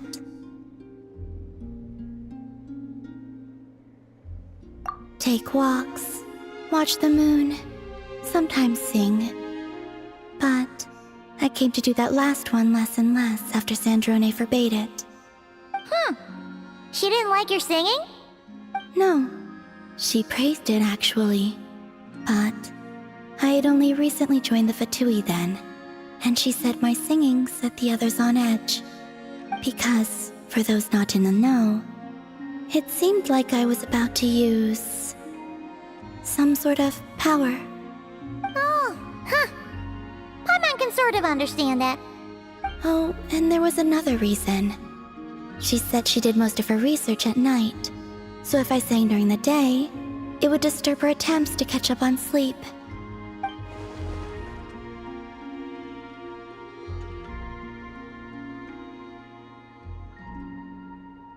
So, I used to just sing outside her door at night instead. But still, she always chased me away.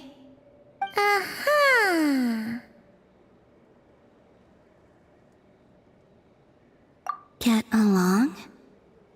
When we first met, Arlecchino did seem eager to get along with me. She often showed up behind me without making a sound, like I did to you earlier. She said it was an attempt to test me, I believe. I too attempted to join in on the game, but she always managed to spot me before I even got close. Eventually, I resorted to using Kuvaki and managed to give her quite a scare from behind. But she never played that game with me again after that. Yeah, Paimon doubts that was a game to the knave at all. What else? Oh, the doctor often asked me to assist in his light realm-related research. I obliged him a few times, but it was so dull. Use Kuvaki to strike this. Use Kuvaki to control that. I stopped going after a while.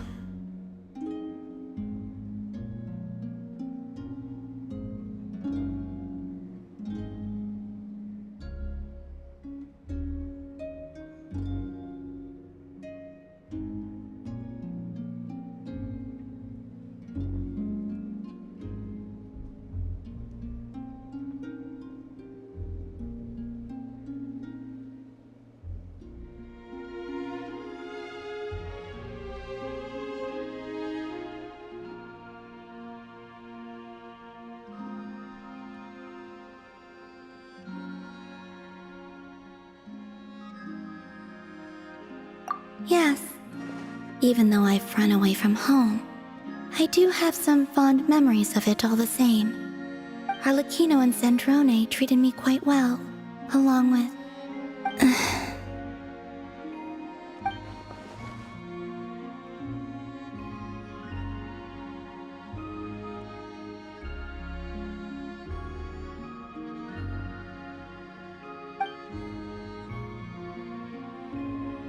Give me your hand. Rosaline taught me it's important to always express gratitude to others. So, thank you for listening to me.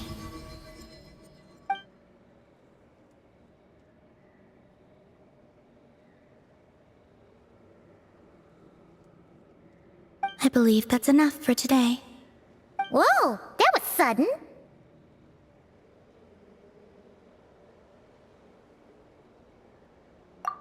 Yeah, guess you're right. Well, let's not bother her then. Fierce...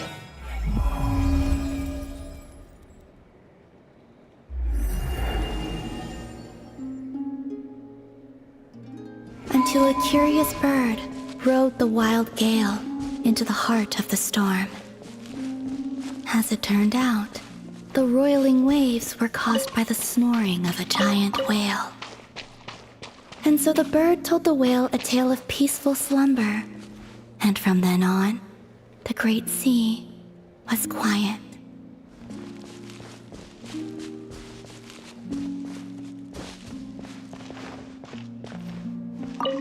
So, go to sleep, little ones, lest the fearsome whale awaken once more.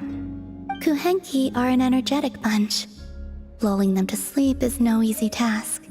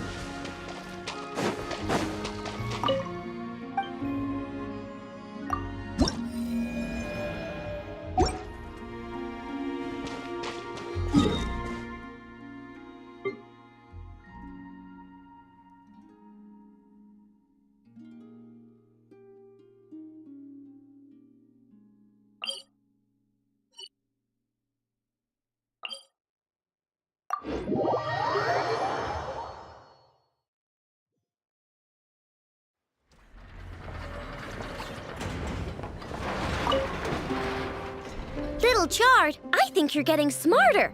You actually pick out useful treasures from the trash now.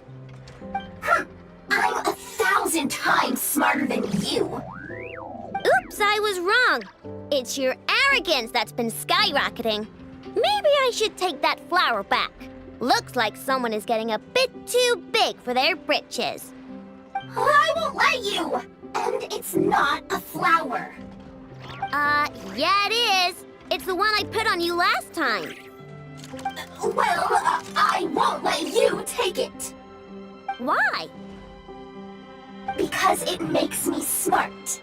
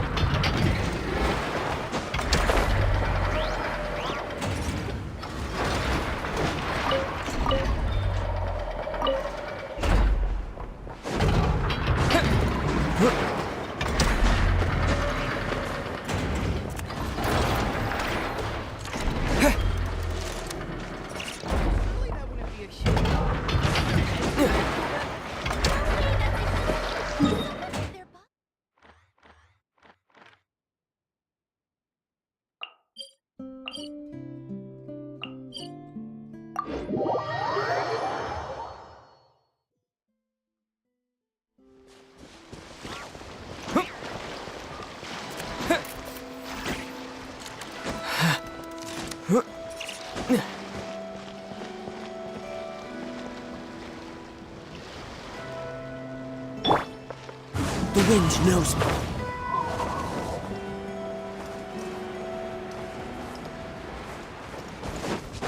I follow the wind.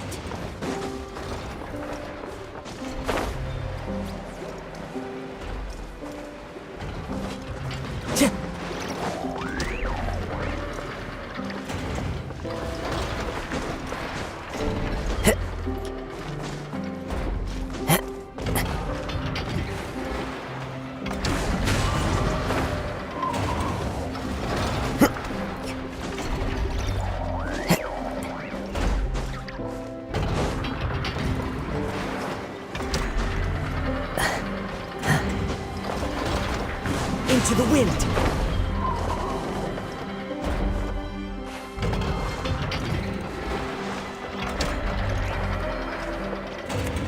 The wind knows me.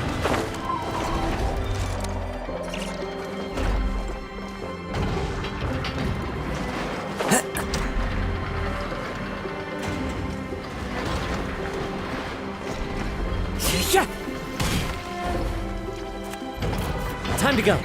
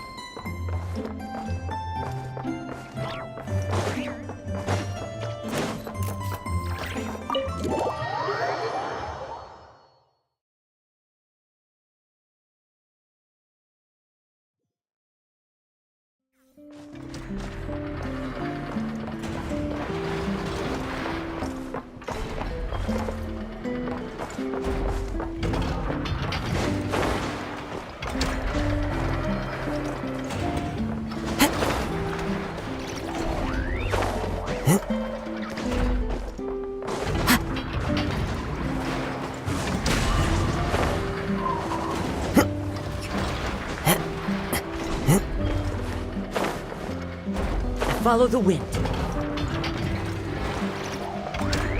One with nature.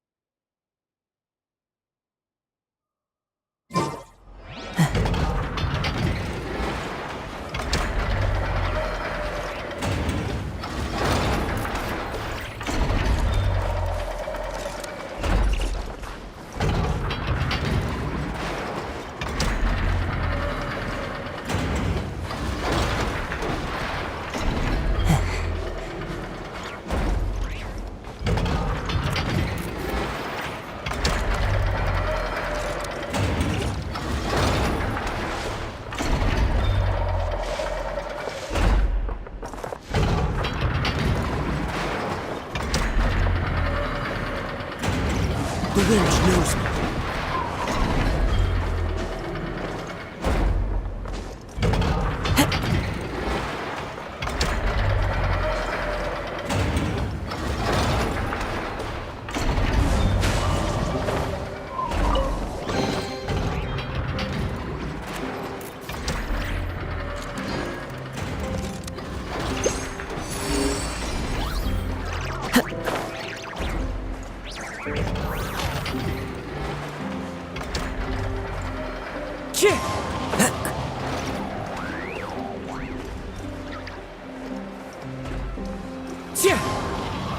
Follow the wind.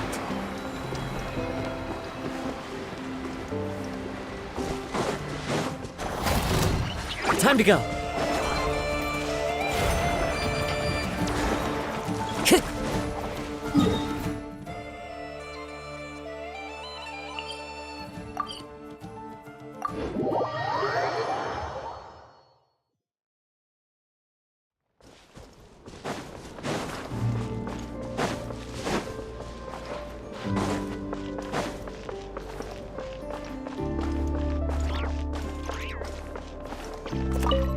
There. All better. Next time, if it's too heavy, don't try and lift it. Acting tough isn't going to solve anything. Now, if you injure yourself again, or if there's an emergency, you know where to find me, okay? Off you go now. Oh, actually, one moment. Take this twig. I picked it up by the roadside. It seems nice and sturdy. Of course. And do tell your friends that they're always welcome here if they need a warm place to stay. I know the weather's been quite cold lately.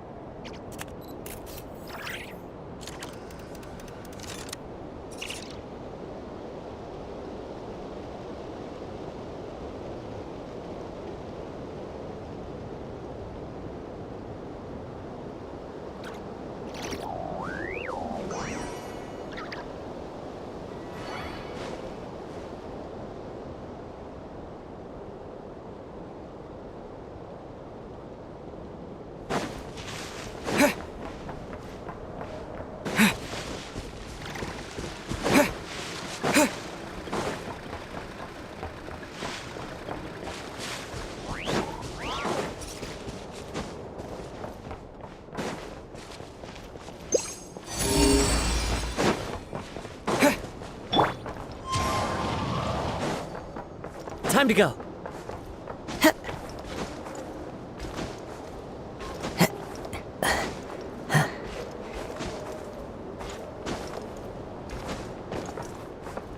Into the wind.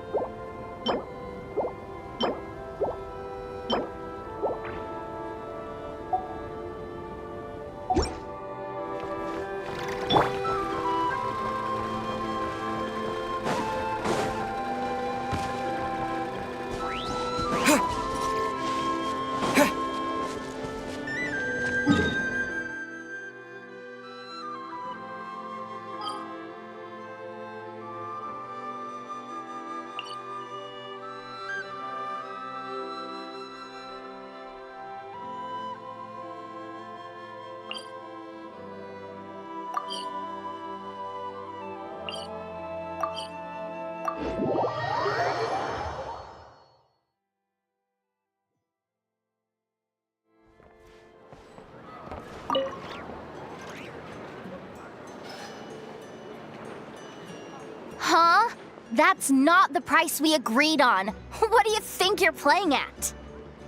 Dear Miss Yehoda, if you manage to return the object of your next commission intact, then I assure you your reward will be paid in full. It wasn't my fault. How was I supposed to know a bunch of monsters were gonna jump me out of nowhere and knock me into that river? Might I also ask that you don't spread so much misinformation to our clients when you're escorting them in the future? I wasn't spreading misinformation. Most of what I said was based firmly on the truth. The master bandit who has stolen from every town and village in Krai. That was just me trying to sound cool. No one told me the client was from the Fontaine Guards. She wouldn't stop questioning me the whole way. That woman takes herself too seriously. No sense of humor at all. I can't believe she asked the guild to revoke my membership. The fixer who protects all of Nasha Town.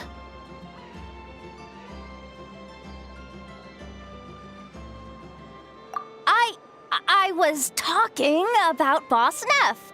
I was telling the client about her. Regardless, Miss Yehoda, if you wish to take on any more commissions in the future, it would be best. I know. Be careful what you do and say. Boss Neff's always yammering on at me. But my mouth gets all itchy when I don't use it too long. Perhaps you could take a few pointers from our experienced adventurer here. The Traveler? I guess he's not the worst person to learn from. But you're gonna need to wait for me to take this reward back to Boss Neff first. She ain't gonna be happy that it's not the full amount. I feel a lecture coming.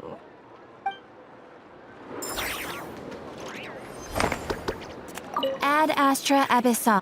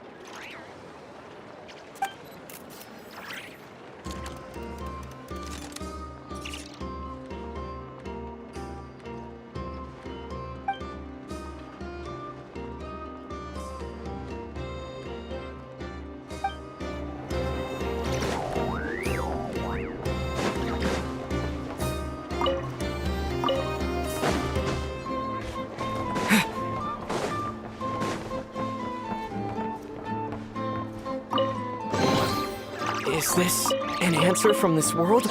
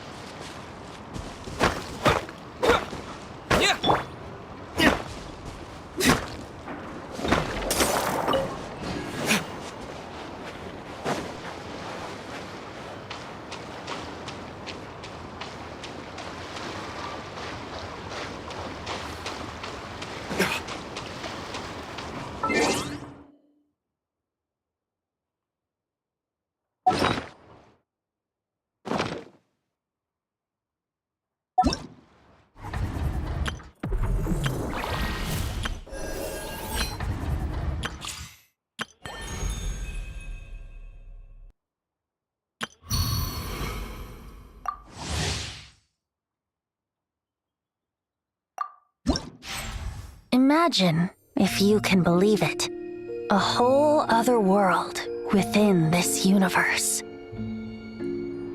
In that world, people found supreme bliss in what can best be described as lucid dreams. Reality became blurred, or rather, redefined. But outside of their flawless reality, the problems of the material world remained. And in the end, the cold, hard truths of the real world caught up to them in the reality to which they had escaped. Deep in the dark ruins, another soul who was fleeing destruction discovered the final remains of this world. These two terminals were once a means for the dreamers to manage the outside world. Now, they form part of the mage's collection. The mage once tried to form a world from things she had gleaned in her eclectic experience, but as the calm observer, she never found that spark of inspiration to bring everything together. Before fate caught up to the wandering mage, she paid one more visit to her wise and learned friends. She learned much during their time together, and although she did not find the answer, her loneliness faded away in time. But as she and her friends crafted other wondrous worlds together, she finally realized the missing piece in the world she dreamed of creating. A vibrant, captivating protagonist. The glorious traveler and their impeccable companion were the perfect candidates. She was filled with hope. The lucid dream of a lost civilization was built anew, and the mage's vast collection now had a world to call home. After sojourning for so long, it was time for her to leave lest the destruction catch up with her. And in any case, a new story had now begun.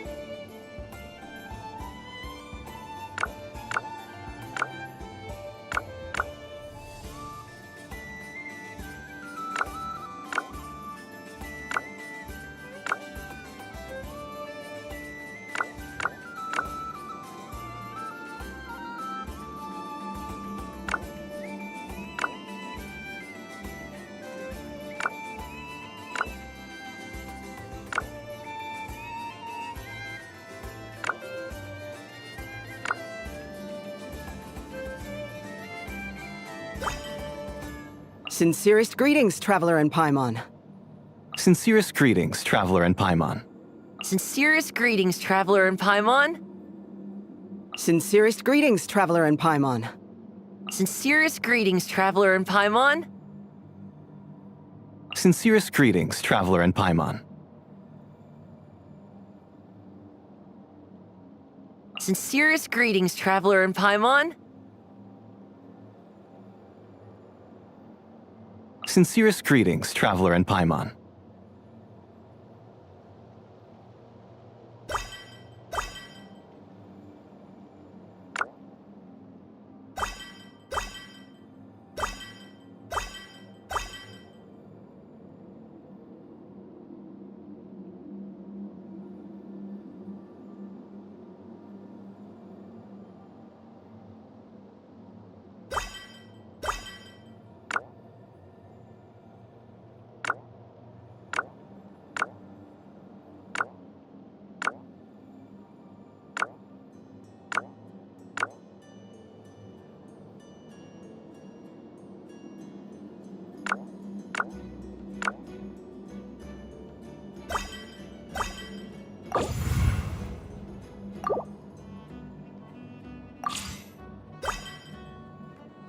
Sincerest greetings, Traveler in Paimon. Sincerest greetings, Traveler in Paimon.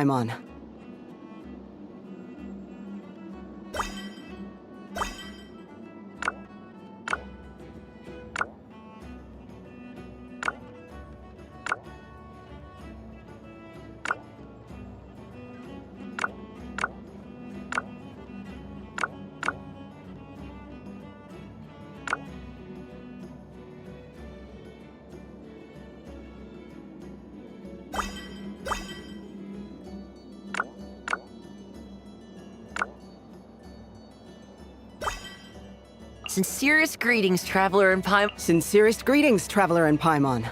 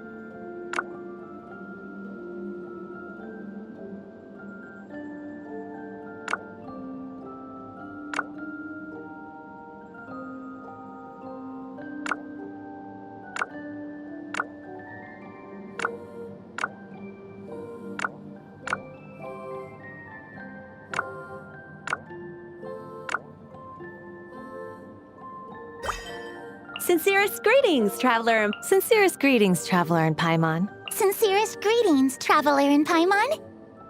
Sincerest greetings, traveler in Paimon. Sincerest greetings, traveler in Paimon. Sincerest greetings, traveler in Paimon. Sincerest greetings, traveler in Paimon. Sincerest greetings, traveler in Paimon.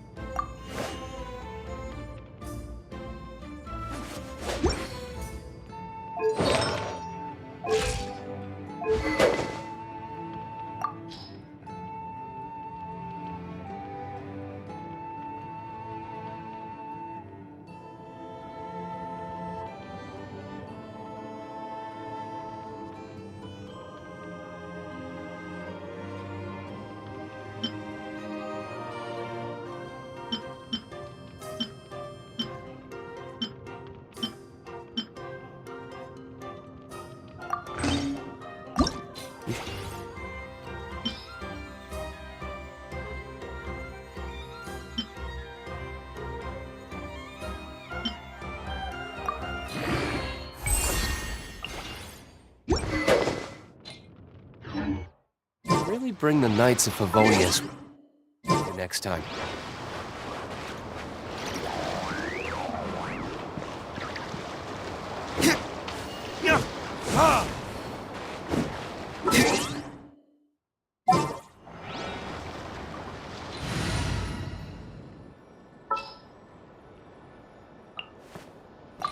At the ready.